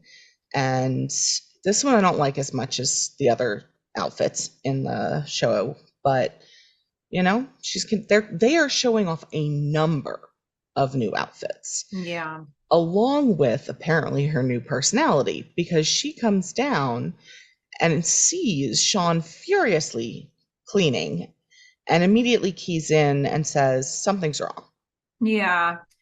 Sean's angry at Megan, and he's, you know, for his money, it seems like Megan's taking Felicity's side in this situation. And he's like, "Wait, so are you telling me you think it's okay to cheat?" Megan says, "It happens." Yeah, I mean, she says, "Look, Felicity's my friend. I'm just not judging her. Yeah. You know, like Um, cheating happens." Sean is fixating on the whole, oh, okay, so the person I'm married to thinks cheating just happens. Not good. Yeah, Um, I do Megan's stance on it, I do think Megan would have that stance, like cheating happens. Um, I mean, in all fairness, it does. yeah. Um, Sean starts to get really riled up at this, and Megan's like, wait, wait, wait. Neither of us has done anything wrong here. This isn't our fight. Yeah, And I think that really grounds Sean again. He's like, oh yeah, yeah, yeah, yeah. I almost yeah, forgot. that's right. I almost forgot about that. It Yeah, isn't our fight. no. And then they make up. And They're kissing. They're getting kissy kissy because, she's wearing the 60s stuff and Sean just can't resist that. yeah, I think I don't know. It is kind of interesting. She's like, well, just being there for a friend. You're being there for a friend. We can be there for our friends. And This not isn't our have it come conflict. between us. Yeah, yeah, Yeah. I think that's This is good. a very mature Megan moment, like from start to finish, I think. I think that's good they were able to do that. Both of Yeah. them, that they were able to be like, oh, yeah, perspective. Aha. This is Also, I somebody else's battle. enjoy Yeah, I also enjoy that Sean's like way that he gets rid of anger is cleaning, Hmm. because now Megan knows when the place is a mess, all she has to do is piss Sean off. Yeah, Clean apartment. it's fair. Perfect. Well, Ben's going to enter the scene again, and he's goes to Meghan. What does she want to talk to me about? Megan's like, Yeah. I can see that connection with the picture now. I didn't connect that at first. yeah. I think I don't know exactly. I mean, I don't know. Ben leaves when Megan's like calling him out, and I guess I feel like that was he just didn't have the bandwidth. He didn't want to Yeah. be harassed. He hasn't actually Yeah. done anything wrong. Um, but something about it, and I think that also what's important in this episode is that as all of this is unfolding for him, he's also experiencing this, like his mom going back to his dad. Hmm. And what are all the very complex feelings that brings up for him?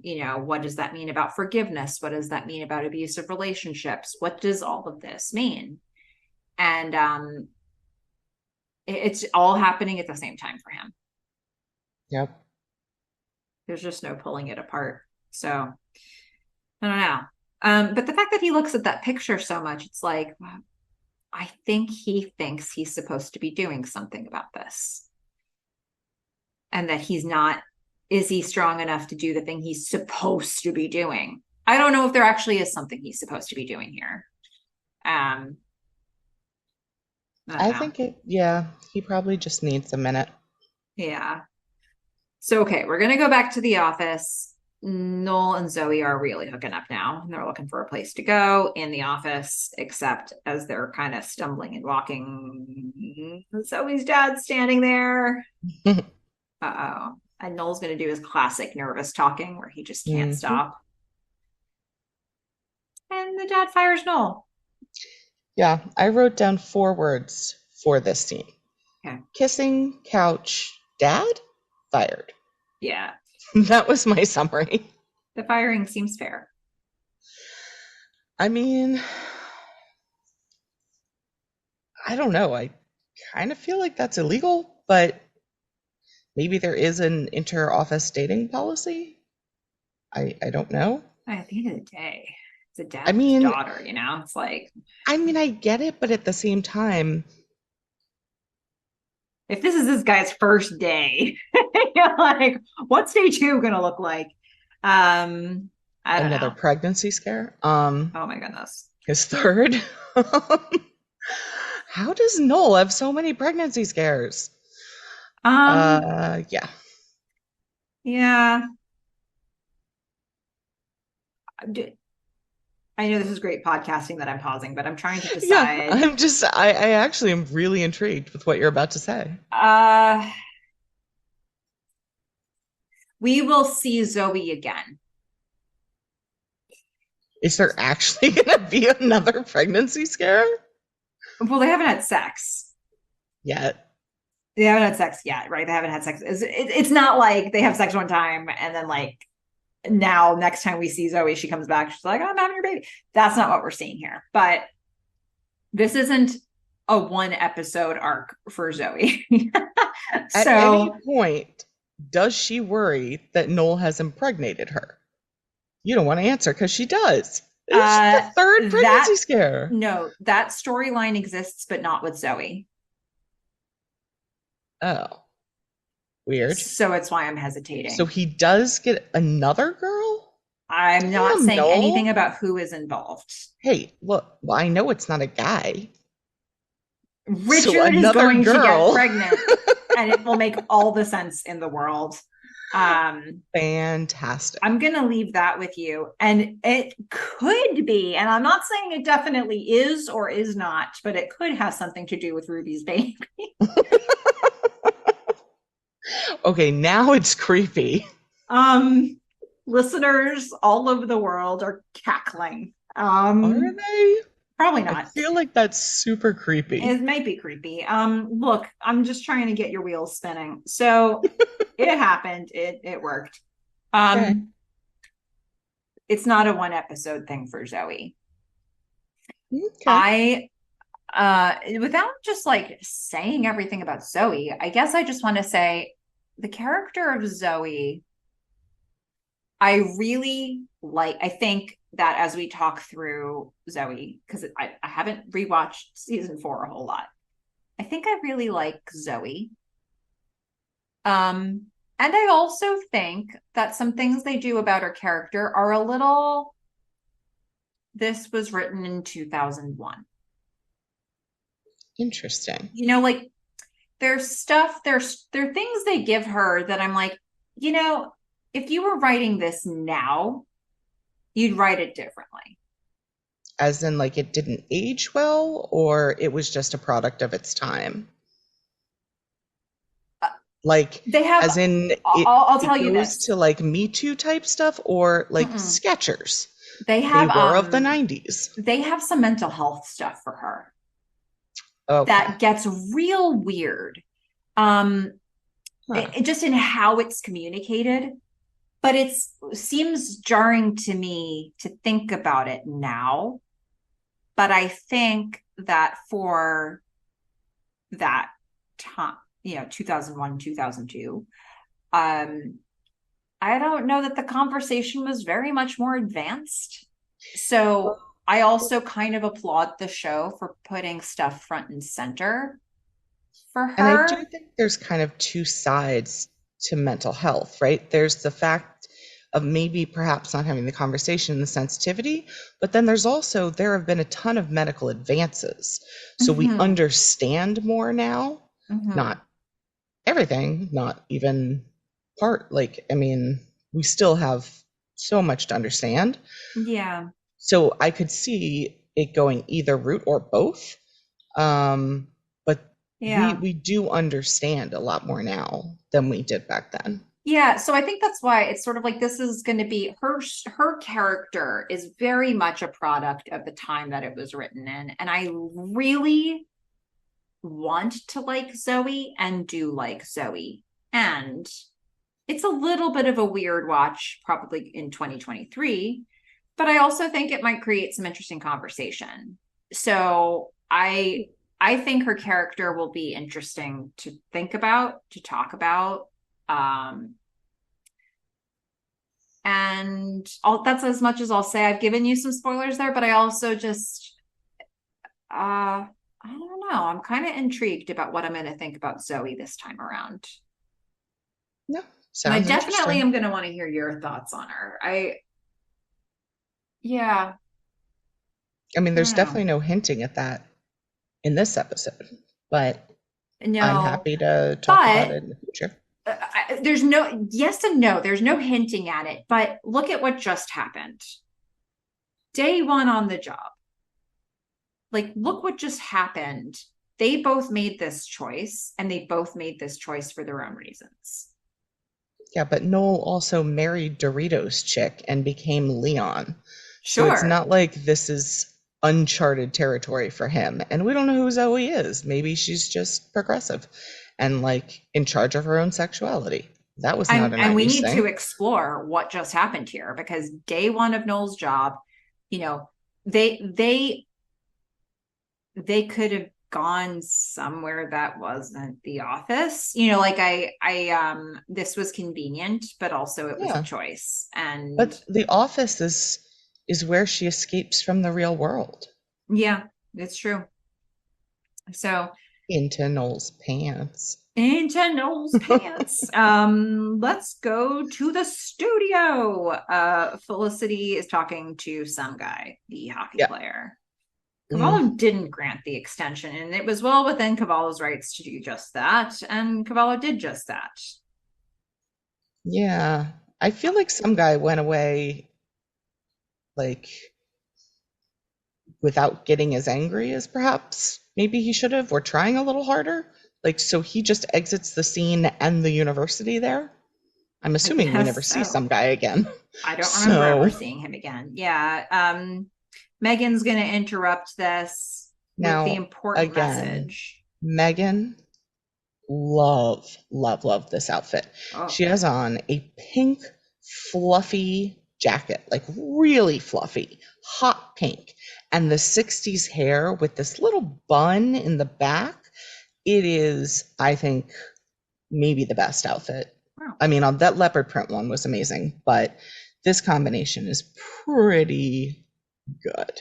Sounds like they give these characters a lot of outfit changes every episode. For Meghan, this episode was ridiculous. I mean, it was like, we figured out what we want to do with this combination, and here are like 11 outfits for you to just mouth water over. I mean, they are mouth water, drool over. We got there. Yeah. Okay.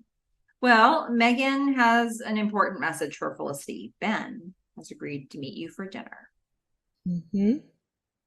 How about that? That's Meghan coming through.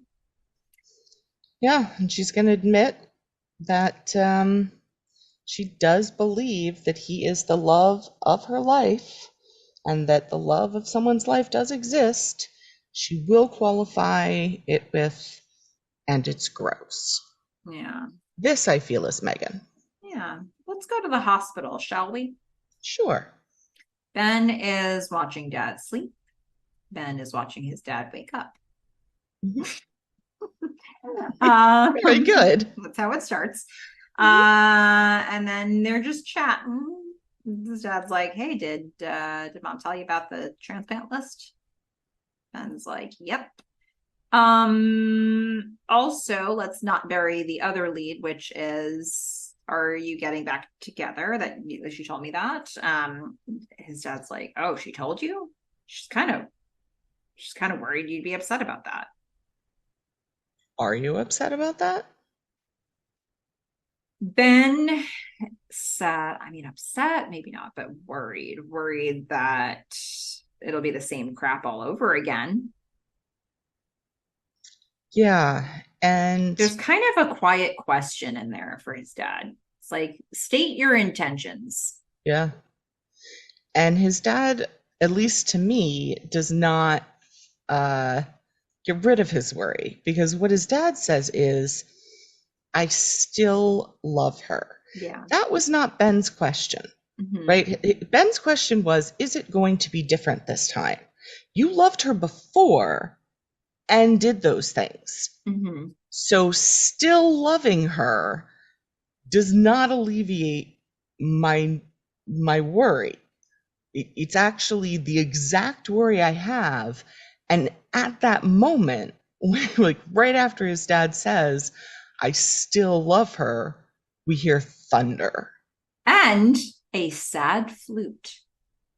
I missed the sad flute. Yeah, this was actually a flute. It wasn't some unnamed instrument. It was a flute, as far as I could tell. Now, don't hassle me if you think it's a piccolo. All right. I'm just saying, I think it's a flute. All right. You know what? Listeners, tell us if you think it's a piccolo. It's fine. That's what you're here to do. I'm fine with that. Okay. I wanted to correct my earlier statement. Small point. Do hassle her if you think it's a piccolo. She is welcome and open to it. I've lost the plot here, guys. Okay, so yeah, I think that this is a really important writing choice. The way that his dad answers, how he receives it.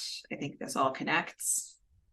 But I do want to also say, earlier, when his dad says he's back on the transplant list, he does say thanks to you, to Ben. Yeah. So he does sort of acknowledge that Ben made a choice that ended up working out well, even though it wasn't the choice he wanted him to make.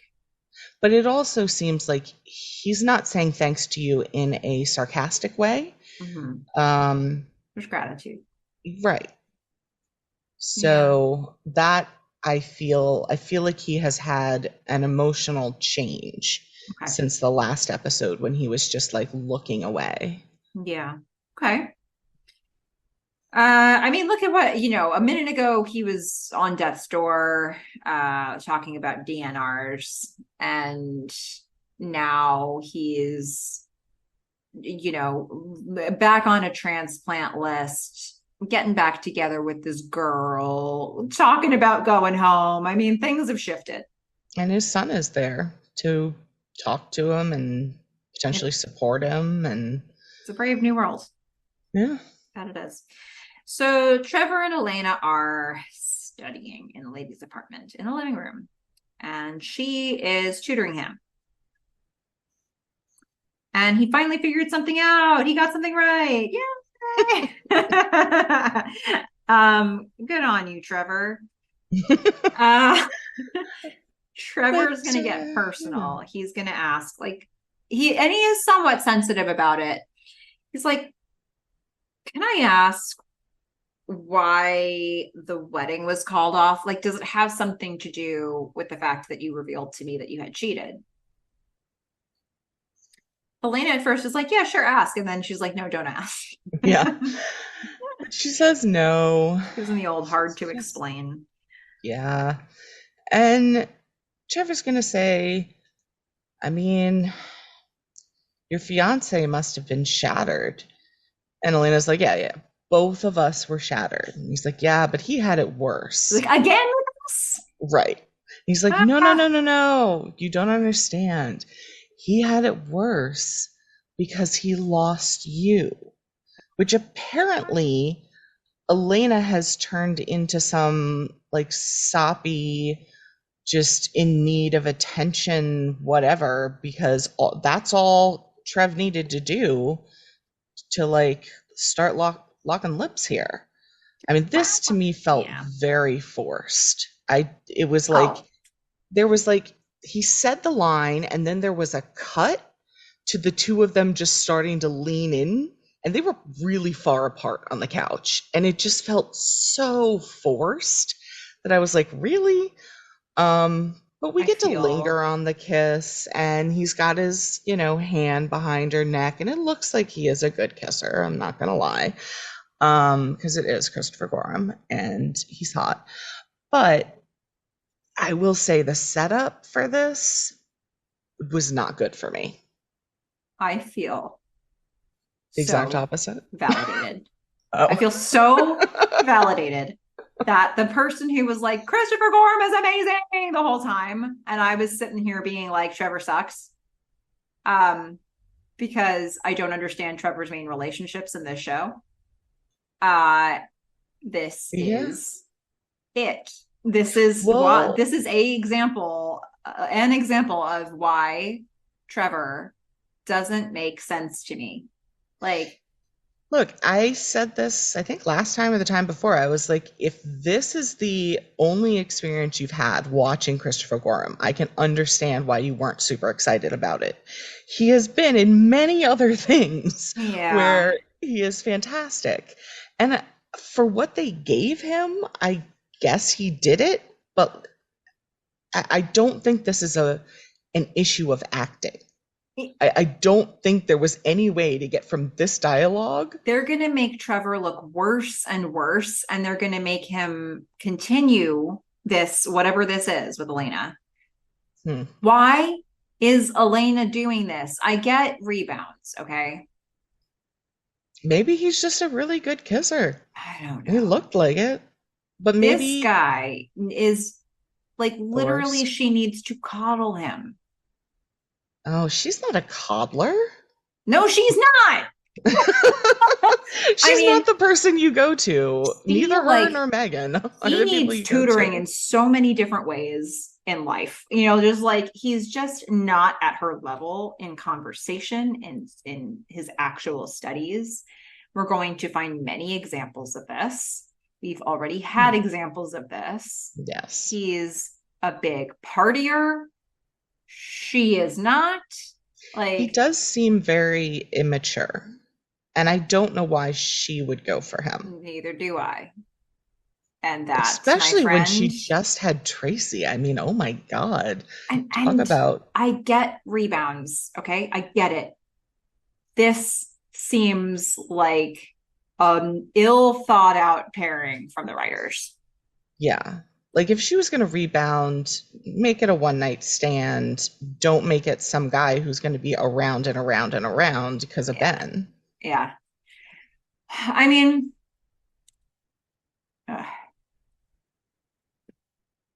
or make him. Throw in highlighters. I can't handle it. That was one of my predictions. That the music would play and you would throw a highlighter. Ugh. And I realized that this is not because of the music, but the music did play and you threw a highlighter. Yeah. That was my Yeah. prediction. I think that your reaction of like, this was jarring. Like she was tutoring him, then he makes a personal comment, and then suddenly they're kissing That was is weird. for me how they feel. Yeah. No, this is And very forced and it just didn't. I didn't believe it at all. yeah, buckle up. Especially the cut. I mean, it was such a weird cut. It was like we're looking at her from his perspective and he's saying this thing, and then there's this cut to them being really far apart on the couch and having to come together to start kissing, and it's just like someone said action and then they started leaning in. It Yeah. was so weird. Yeah. I mean, gosh. Yeah. Weird is how I would classify this dynamic. And it is one of a couple primary dynamics that he has on the show. And I don't know that his dynamic with Ben is really like so great. You know, like I mean, they're buddies. Um, in a lot of ways, I feel like Trevor holds Ben back. So I mean, he can be a negative influence on Ben and have that feel realistic because of mhm, Ben's hero complex, because now he's helped him with, not dying. But this thing mhm. with Elena, like if he's going Weird. to continue to be immature and she's the one who has to bolster his confidence and he's not academically up to par, like it doesn't seem like someone who would interest her. Yeah. The next episode is uh possibly going to be peak frustration for this for me, but we'll see how it works out. Hmm. I don't All know. right. I Hmm. still am on the Christopher Gorham fan tragon. Wow. Fan train. Fantragon.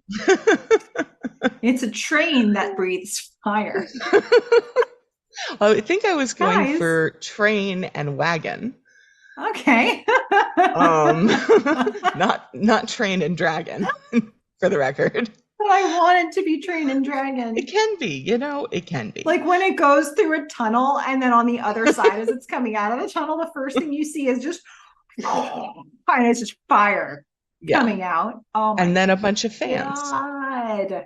But not like people fans, like living room stand-up fans. Got it. Yeah. Makes sense to me. Mhm. Let's go to a Chinese restaurant. Sure. It's raining outside. Felicity is inside waiting for Ben. And they, I 100% did not think he was going to go inside.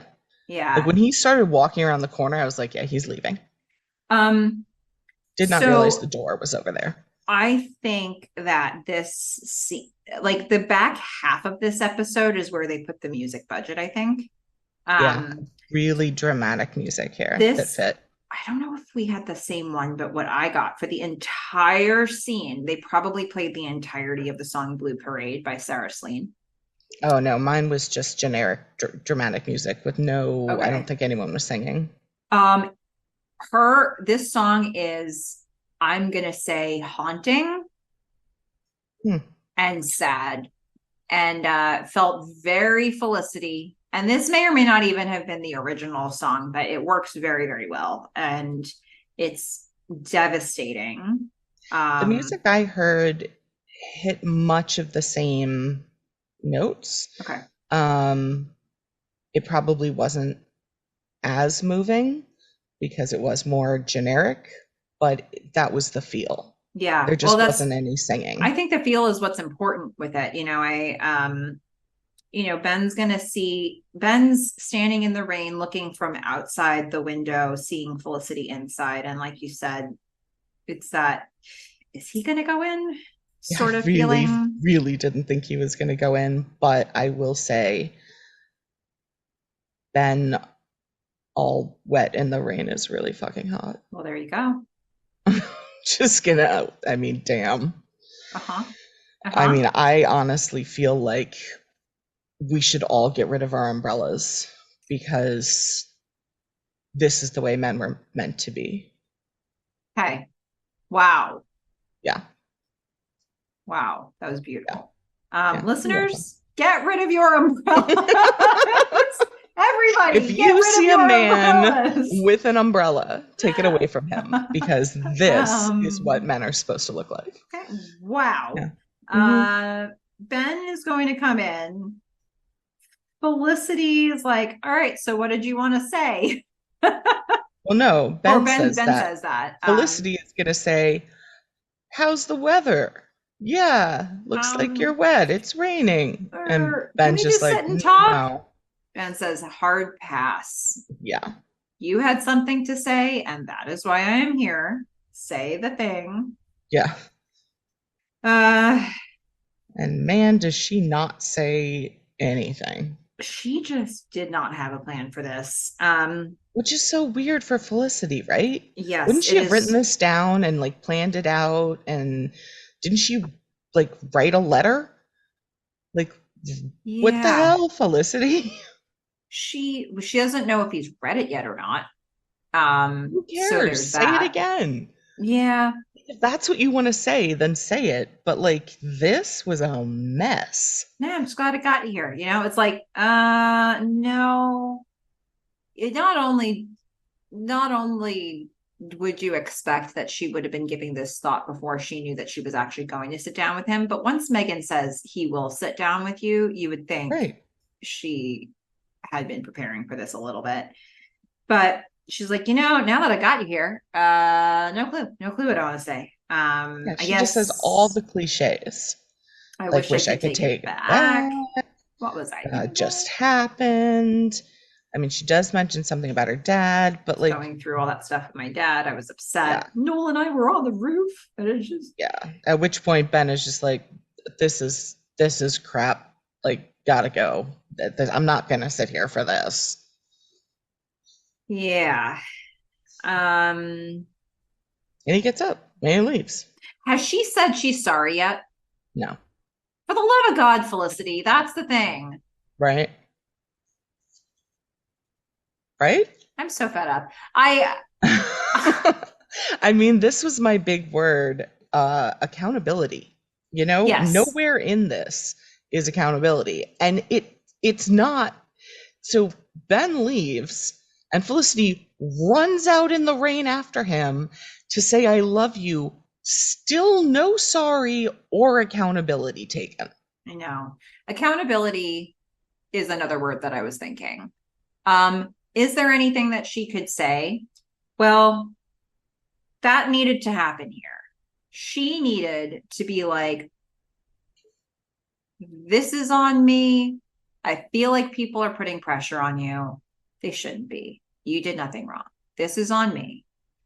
I am sorry. I hurt you. Like, say those things at least, Yeah. because everything else is either explaining your behavior and Mhm. making him think you'll do it again, Excuses, excuses, platitudes, metaphors.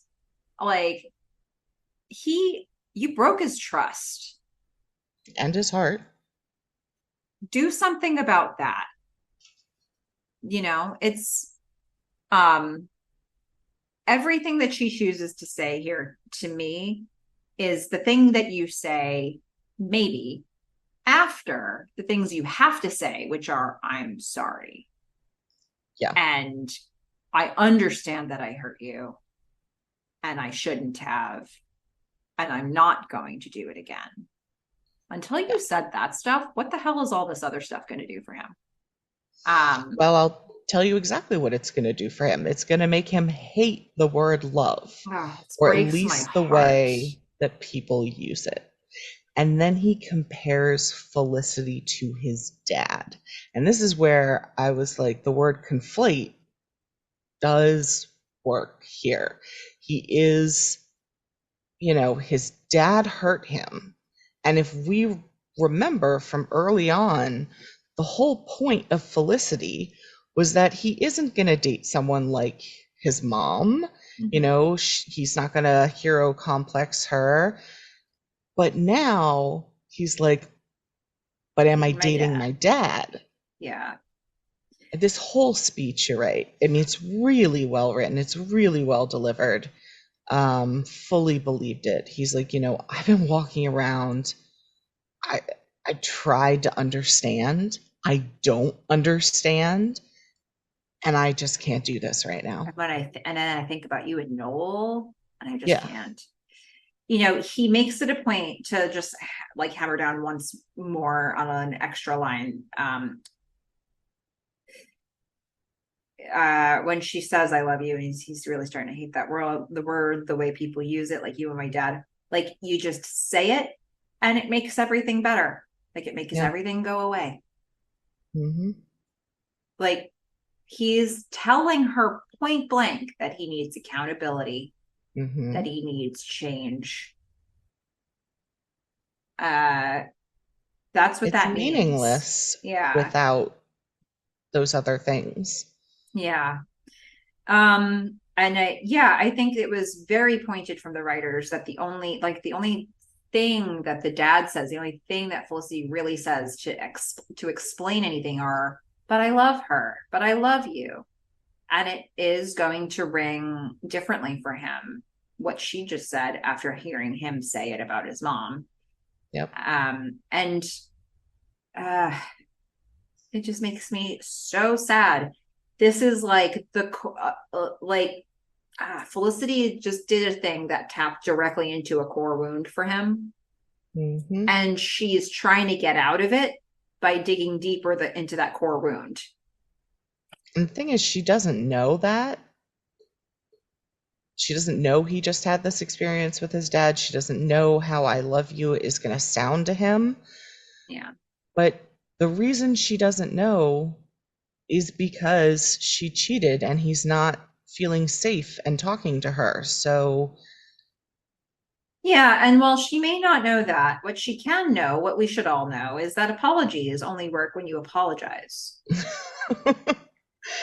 I don't know if she does know that. It is Felicity. You may be giving her a little too much credit. That might be. Usually she just says whatever is in her head, and apparently what's in her head is not, I'm sorry. It's a Guess bunch of not. excuses, and I love you. It's depressing. It is. Well, Felicity is going to stop by. All right. I know. Noel's back in his guidance counselor office. No. Is this because he never quit?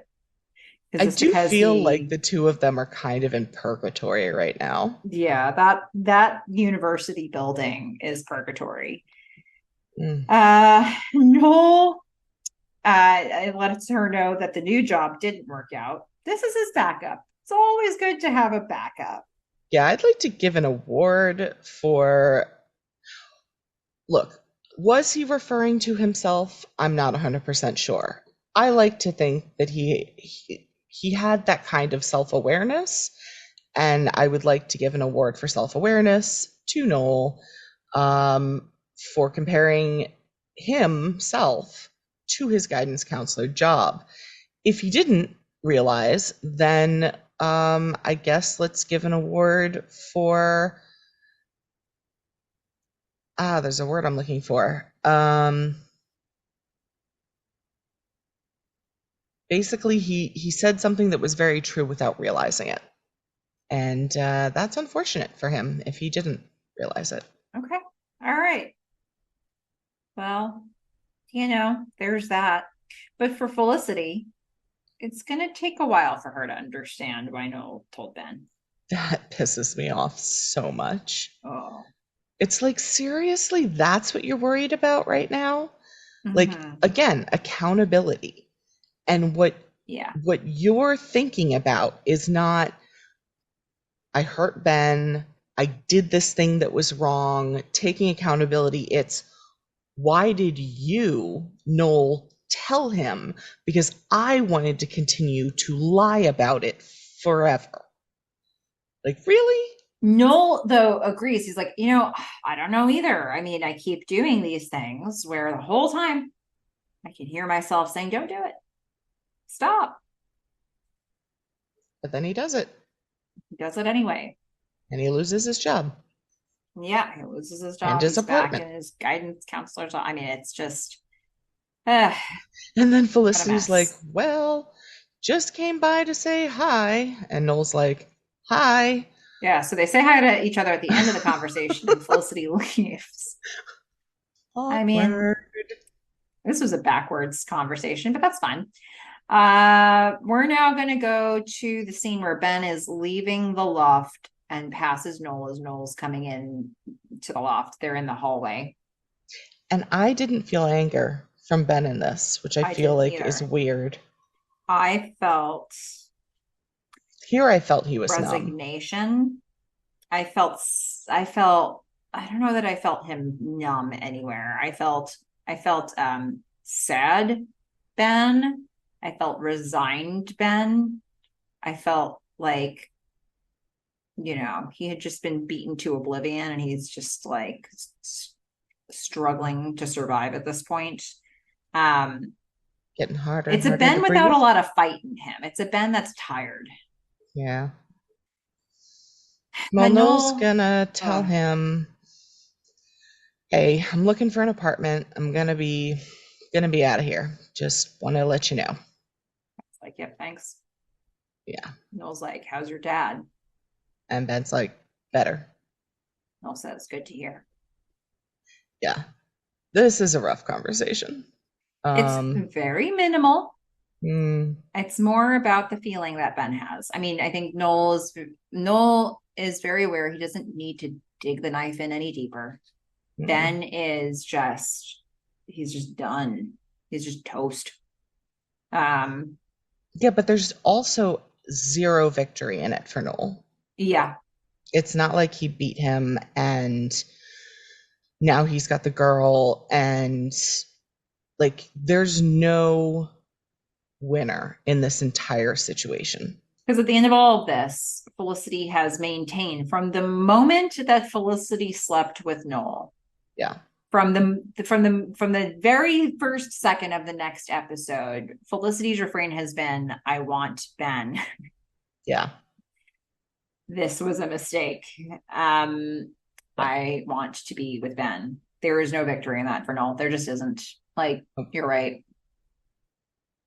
And there's no victory in it for Ben. no. I'm saying there are no winners here. Hmm. Like zero winners from this situation. So we're Which gonna go to the actually is kind of unusual, I think, for a romantic triangle. I don't know that I've seen that many times when things have played out like this. So kind of feeling like this is a little unique. I think that you're gonna continue to feel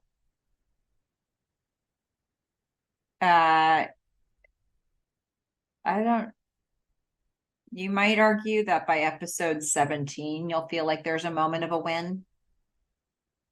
Yeah, but I mean, for right now, like, I feel like this isn't the way a romantic triangle usually goes. It's like she's with the wrong guy, and then, like, the right guy comes into the picture, and, the wrong guy screws it up, and so she goes with the right guy, and she's getting to know him, but then maybe he screws something up a little bit, or the wrong guy comes back, and he's comfortable, and she has to choose between the two. Like, this is very much more complex and real world and just it's not a trope.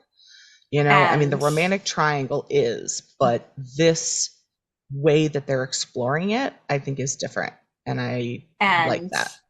it's not even a little bit as complex as it's going to be. Okay. So just putting that out there. Um, Is it going to become a um rhomboid? I don't know what shape yeah, is a rhomboid. yeah. They're going to be more people involved. Hmm. Tetrahedron, Wow. octagon. I It's mean, not gonna be an octagon. I don't know how many people Um, or what shape a rhomboid is. I should okay. have looked that up.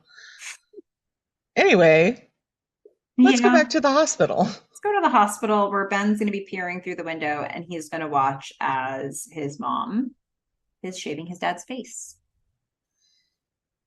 And he gives a Yeah, little smile. yeah. It's a weird little moment, but it is explained in the next scene Yeah, I think we need with the Sean. explanation for why he's smiling here.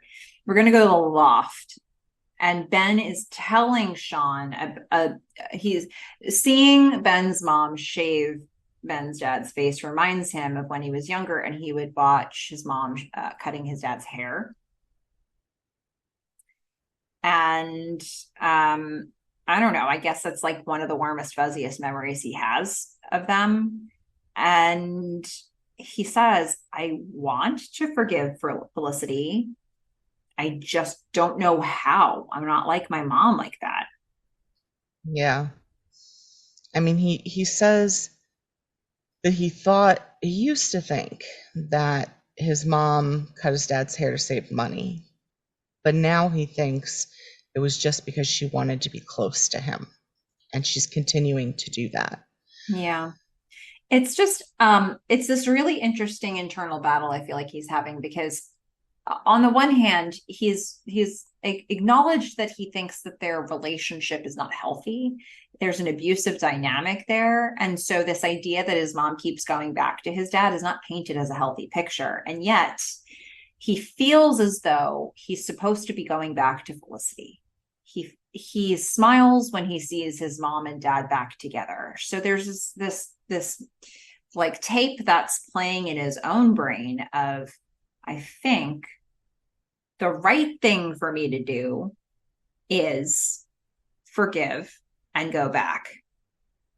But he's struggling with that, which I think is not only a result of the pain that he's feeling right now, but also like he's just equated Felicity to his dad, and he's often depicted his dad as being somebody who just habitually does terrible things to his mom. So it's like, you know, what a I think it's very real, but like what is this battle that he's having in his own brain of what he should be doing and what's actually a good thing? Yeah, I mean, I think this is where Pavone would be really helpful, or Ugh. maybe even Javier, just someone older who can say, you're not a child anymore, and your relationship with Felicity is not your mother and father's relationship. And what you need to think about is, how is it different?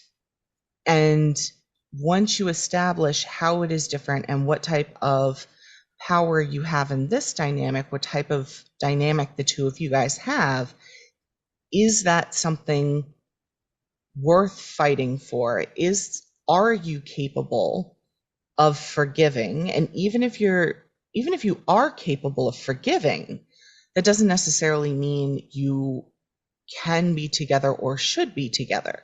There's a lot of things to think about, but to pull your mom and dad's crap into what is already a complicated situation that you have between two very different people from them Mhm. is detrimental and hurting you, and probably not pushing you um, to think about your own relationship as it really is. Yeah. Once again, Fish, you make me want more Pavone. I Yes. never wanted any less Pavone, but you make Yeah. me want more. I needed to see more Pavone and Ben. I really did. Yeah. I think it would have been What a good, great or at resource that least. would be for him, especially now that he's this more evolved version of himself. Mhm. Like, what kind of magic trick could she do? I mean, Pavone would be great, but at least as a secondary option, some sort of like older, wiser male friend, and no, Sean does not count. Okay. Well, all right. So we're gonna go back. It's raining. Ben's in his room. Um, he's gonna read Felicity's letter. The song I heard was a lovely song by David Grohl called The Choosing, but the original song here was a Ryan Adams song. So, Mine was again generic. It was okay. soapy music, Oh, sorry. but it was still good. It was just kind of a little like too sweet, like a little, you know. This was an episode where I think they put some music budget into it with a couple of the selections they chose, and then they just filled out the rest with the piano theme. And your experience may vary depending on what platform you're currently watching these things on. Yeah. Felicity wrote this whole letter, and they're gonna have her voicing over the letter. And then they're going to be giving you a montage of all the wonderful scenes from their relationship. Um, all of this letter, look, I don't know I don't know how listeners feel about this letter. Okay. So I don't know if people loved it. I don't know if it's iconic. For me, this is a nothing burger. This is not what Ben needs to hear. I don't need this letter from Felicity right here. She is saying, I remember this one time I dreamt I lost you. We were on icebergs. We were floating away from each other. I was nervous, and then I woke up and I heard you breathing next to me. It's like we were communicating without words. And at some point, I don't know, we just learned to speak this language. In the silences, I heard you. But now all I'm left with is words. All I want is to be beside you, to make you safe, to bring you back to me. Yeah. You know what's not in there? I'm sorry. No! He does Any not need you accountability? to wax poetic about icebergs. I mean, I get where you're coming from. I agree that the other stuff needs to be said first. I do feel like she does make one point, which is, you know, this sort of I hear you, and our dynamic is in person and being together physically. I think it's a little bit of salt in the wound to say I want to make you feel safe. Yeah. Uh, when she's clearly done the Like, exact because opposite of that. currently you feel unsafe with me, but Yes. that's all going to Right. change. And I What the kind of heck? wondered about this montage here. I was like, is this Ben having memories while he's reading this letter, I or don't is know. this just a montage? I think it's just a montage. I don't Okay. I Because don't after know. I Ben, don't know what I'm supposed to think about this. I see absolutely no reason why this would change anything for Ben. It's a very Felicity way to communicate. It is definitely in character from what I can see. And it is useless. Like, yeah, it's just saying what she wants. yeah, And I don't know. It, Ben at the end of this lays back down on his bed and just has this kind of, he just sort of breathes out like, I, I don't even know what that was. It's a release of something, but I don't know if yeah, it's sadness or frustration or like I finally read the letter relief. yeah. Uh, I don't, I don't know. The we're connected argument may be true. And maybe the connection beats all the pain, you know? But that is exactly the conversation he's having with himself about his parents. And knowing she knows the story of his parents, yeah.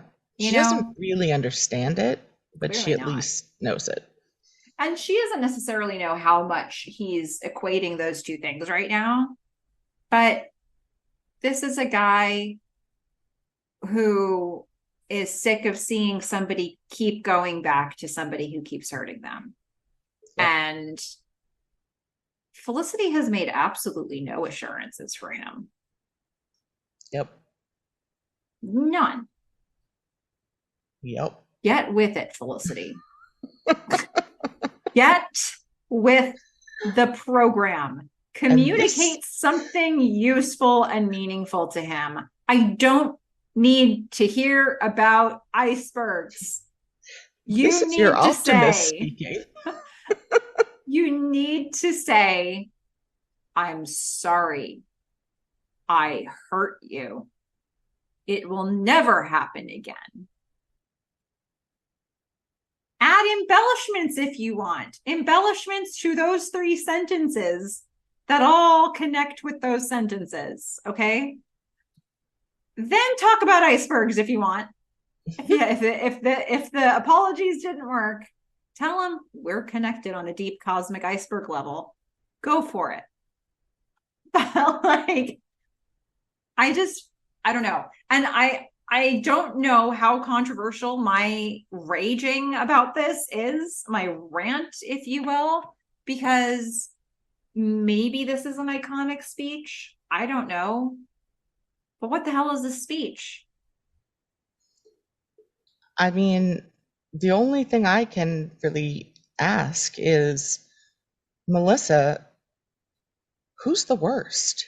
Felicity! Felicity, you're the worst.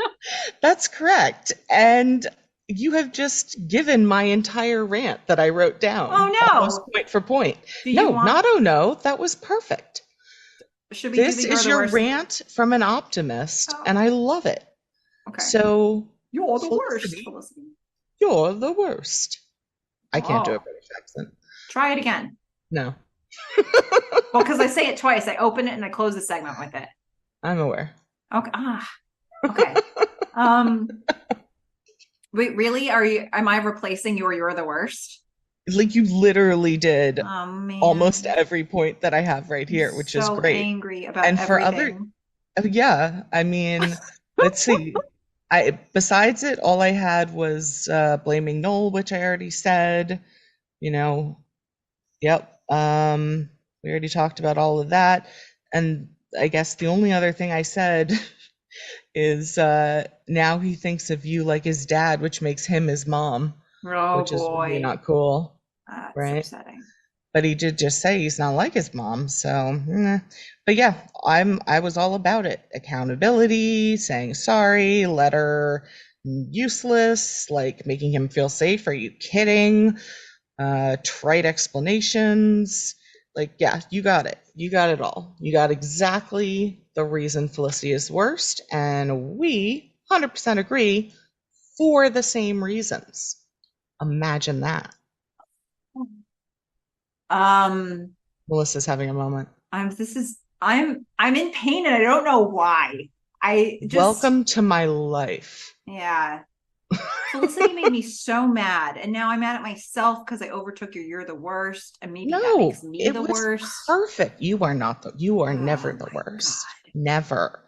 I thought that was an amazing moment for I'm us. so upset. I'm so much more upset than I thought I would be. And I guess the thing is, I don't know how much this dings the episode for me because I think it's in character. I think You having this know, type of strong emotional reaction is a positive for the episode. I guess What the hell? so. Why am I the optimist? Wow. What has happened? What is going on with the world? Did We're we doing touch a monkey's non-apology foot? apologies. We're flipping optimists and cynics. I feel like it's a freaky Saturday for us. We're a fish. We're on icebergs and we're floating towards each other. Apparently, we have um, bumped into each other and switched bodies. I am so curious what the listeners think. Yeah. I I mean, don't know if like we are very much in sync here, and I'm not sure if we are completely out of sync, if we're on icebergs floating away from the rest of the people listening to us, or if we're floating towards each other. Because I kind of feel like people like this.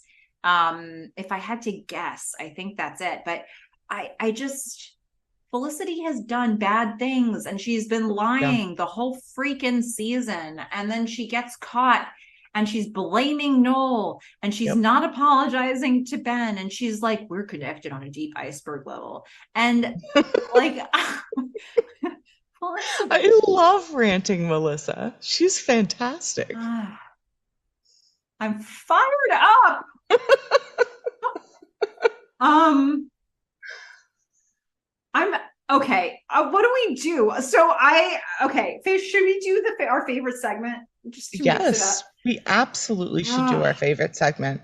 And man, am I going to look forward to this segment for probably like definitely a lot for this episode as well, but like just in general.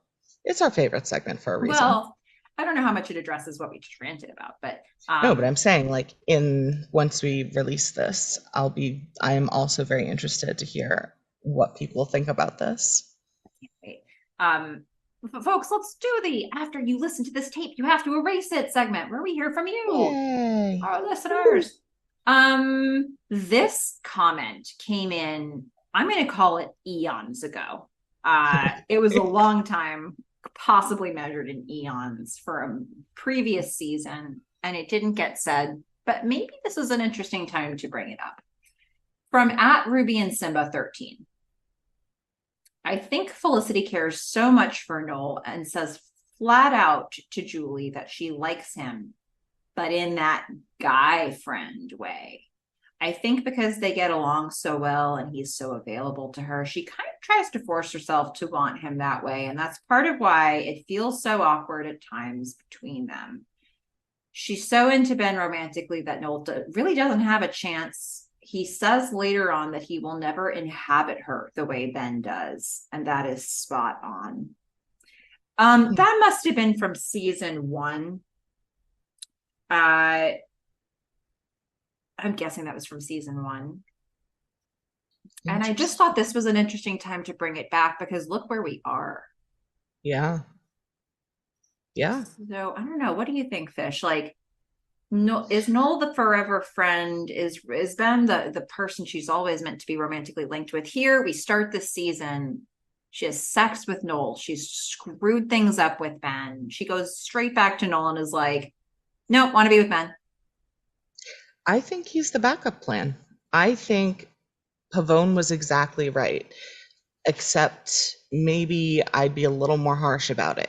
It's not that she wants both guys, it's that she wants Ben and she wants Noel in her back pocket, Mm-hmm. both to boost her ego and to be a support for her and a friend and a backup plan in case something doesn't work out with Ben. Yeah.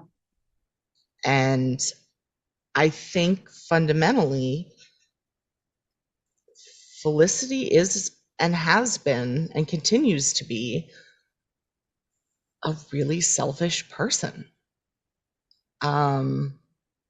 I think she tries, but it's almost like she doesn't learn. Um, Mm-hmm. it's like she just doesn't have the self-awareness. And I hope at some point in the next 10 episodes, she gets that. I mean, without any self-awareness, I feel like, yeah, maybe she has a little more independence from her parents, but on a deeper level for friends and romantic relationships, she hasn't really changed much since season 1. Yeah. So it's a pretty tall order in 10 episodes when you've had 3 seasons and 7 episodes for her to change. Mm-hmm. Yeah. Yeah. They're going to mix things up for her a bit coming up here, but I I just think it's interesting to come back to that comment and look at it with some fresh eyes, with a little bit more story behind us, and realize how little things have changed. Yeah. I don't know. I don't know. I mean, her hair is a different length. Sure is. That it is. Well, Fish, we've got one more comment from at insta.mickey Yeah. regarding Caribbean rhomboid.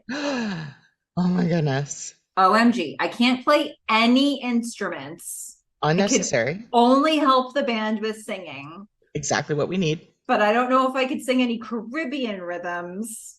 Yes, you can. Instant Mickey, you're in. Yeah. I mean, we're never going to practice. So Send us a picture of your kazoo, but it's a formality. You are in, guys. We're looking for one more one more person. person. There's only one slot left in Caribbean Rhomboid. I love the effort to do caveats for us. Yeah. Like, I just want to make it really clear I can't play instruments. And just so you know, we welcome you with open arms Yes. and open I kazoos and an open, what is Rhomboid? it? What kind of drum set do you have? Steel band? Calypso. Calypso drums? Yes. We're ready. Yeah. This is I great. mean, this is going to be fantastic.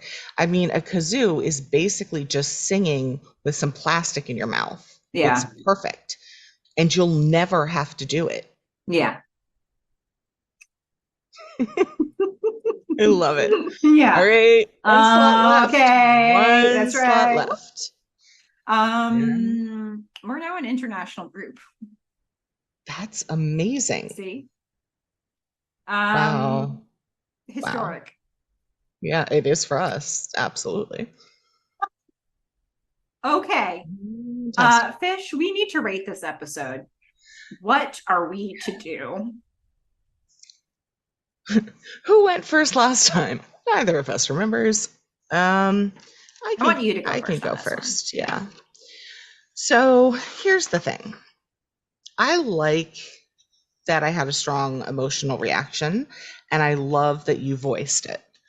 Um, I think some of these shots are some of the best we have seen. I mean, I think the opening shot rivals the shot that we see where where Ben is looking across the street at Molly and what's his name? James. James. Right. I was like, Eddie? No. Um, so most of this I really enjoy. And yes, there's a few things that I think feel forced. The Meghan fairy tale stuff, the kiss between Elena and Trevor is rough. The that piano music is not I think either of our favorites, but everything that Ben does, the writing, the acting, the direction, the scenery, I mean, MVP. Everything that went into that character and all the people involved in it. And Meghan, I mean, they nailed this look now. And I am loving her showing it off. I will continue to talk about it. I don't know how to feel about Noel and Zoe. I feel like they're doing something stupid and he got penalized for it. So, that's life for Noel. I actually really like Gabby in this one. Mm-hmm. And I don't know, the Sean and Meghan stuff felt like an evolution for them Mm-hmm. in this. I like that they've started, business together. I hate the name Schmegan, but I like that. And I like how they're treating each other. And I don't know, they're married, they're just I'm liking it. You know, didn't have the best actual storm, like noises and lightning and thunder. I thought that could have been a little better. But they had some really memorable quotes that I will enjoy for much time to come. So, like, if we had taken out a little bit, like, I would say you maybe have to cut less than 5 minutes, like maybe 3 minutes of this episode, and I would give it 11 out of 10. Unfortunately, those 3 minutes are full of terrible piano music, Meghan, insincerity, and the kissing of Elena and Trevor. So because it was at an 11, I am still going to give it a 9.5. The whole world is backwards because it used to be that my ratings were usually a little higher than yours. We did predict this, though. Remember I said that I was really more into like the dark, drama of it, and I, might really be into the last season. Like, we weren't sure. I like dark stuff too. So yeah. Okay. A lot of your logic is the same as my logic though. So, but I didn't start at an 11. I started at a 10. So Okay. That's where the difference comes from. Okay. So I rated this one in the unit of Emily's bat mitzvahs. Ah, wonderful. Wait, the band or the actual bat mitzvahs? Everything. Okay. So you both. might think to yourself, how could you have this rating if it's Emily's bat mitzvahs? I'm giving this an 8.7 out of 10. Okay. Which actually isn't So that if far you off. added a point like I did, that would be 9.7, which would be higher than mine. Yeah. And for me, I was not bothered by the Meghan stuff, but I'm very bothered, and I continue to be bothered by the Trevor stuff. I don't understand why Elena is doing this. They couldn't give her anything better to do than to have her be with a guy she's tutoring because he's so stupid. Like, how is this a thing? How does she keep having the patience to show up in this lab during class time when she probably should be taking a class of her own? It's just like the weirdest thing to me. I know that they were trying to do something with her. He is not good enough for you, Elena. Everybody knows it. Hell, Hodges could tell her. So I think there's that. There's also the piano music. Yeah. Half of this episode had great stuff. Half of it had the piano music. Like, actually half. So they played it 3 times. 3 times. Once when Meghan was saying something that did not need to be underscored by music at all. Yeah. I do think that this show, when it's at its best, has a bit of a balance between drama and comedy. And this show does not have that feeling right now. And I do like dark stuff, but for some reason I kind of missed that here. So I don't know. I don't know if this show, I don't know if the showrunners, I don't know if people sat down in the writer's room at the start of the season and said specifically, like in tone meetings, we are trying to make this show dark. I don't know how they arrived at this. I don't know if it was an episode by episode thing and it just landed here, or if they were saying, because, we talked to Mandy Foreman and she was telling us, as they went into what season 2 or 3, that they were being told, like, do group scenes and parties and like make it brighter. And so they seem to be doing the opposite of that. Like, the amount of like pitch blackness of most of the Ben scenes the last couple of episodes, it's beautiful. But it does seem to be a departure from notes that the network was giving them previously. I mean, if they knew this was going to be the last season, they may have just said, you know what? We're going to do what we want and what we think our fans want. The fans that we have now. We're going to give them Trevor and Elena. Okay, well, at least from a, going back to season 1 style of lighting. Although Felicity continues to wear non-ugly sweaters. So there are no more ugly sweater rants from me. Her Yeah. sweaters are lovely. Well, I don't know. So, I mean, maybe it's a surprise to some people that I rated it up at an 8.7 based on the rant that I did. But again, I do think that as furious as I am with Felicity, I do think this is in character, and I'd have a bigger problem with it from a rating standpoint if I thought that the character was doing something not the way they would normally do it. Like Um, Elena. yeah, so I think as frustrated as I am, I feel like this is true to form, and we'll just have to see where I hold the show's feet to the fire. If the show were to have feet and there were to be a fire, is when they write things that make no sense. And I think that's the complaint you have with Meghan in this episode. So 8.7 out of 10. Emily's bat mitzvahs, 9.5 out of 10 gloves. Fish is on a roll. Fish has had two 9.5s and a 9 this season so far. Yeah. And maybe dark wasn't the right word. I don't actually watch soap operas, but I watch like the light versions of those, like 90210, and like I don't mind like soapy type stuff. But I actually don't feel like this is soap opera like. I feel Give like it a second.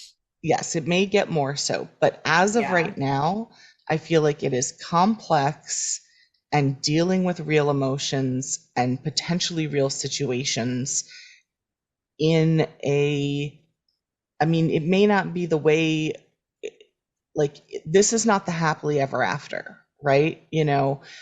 This is messy, Mm-hmm. and there's pain, and there's moving forward and moving back. Maybe, I mean, maybe Felicity has moved forward a bit, but now she's kind of backtracking because she's been stuck in guilt and shame, and it makes her go inward. Like Mm-hmm. at the beginning in season 1, we felt that she was depressed, right? and And when you're depressed, when you're in a state like that, you become very selfish. It's hard to think about others.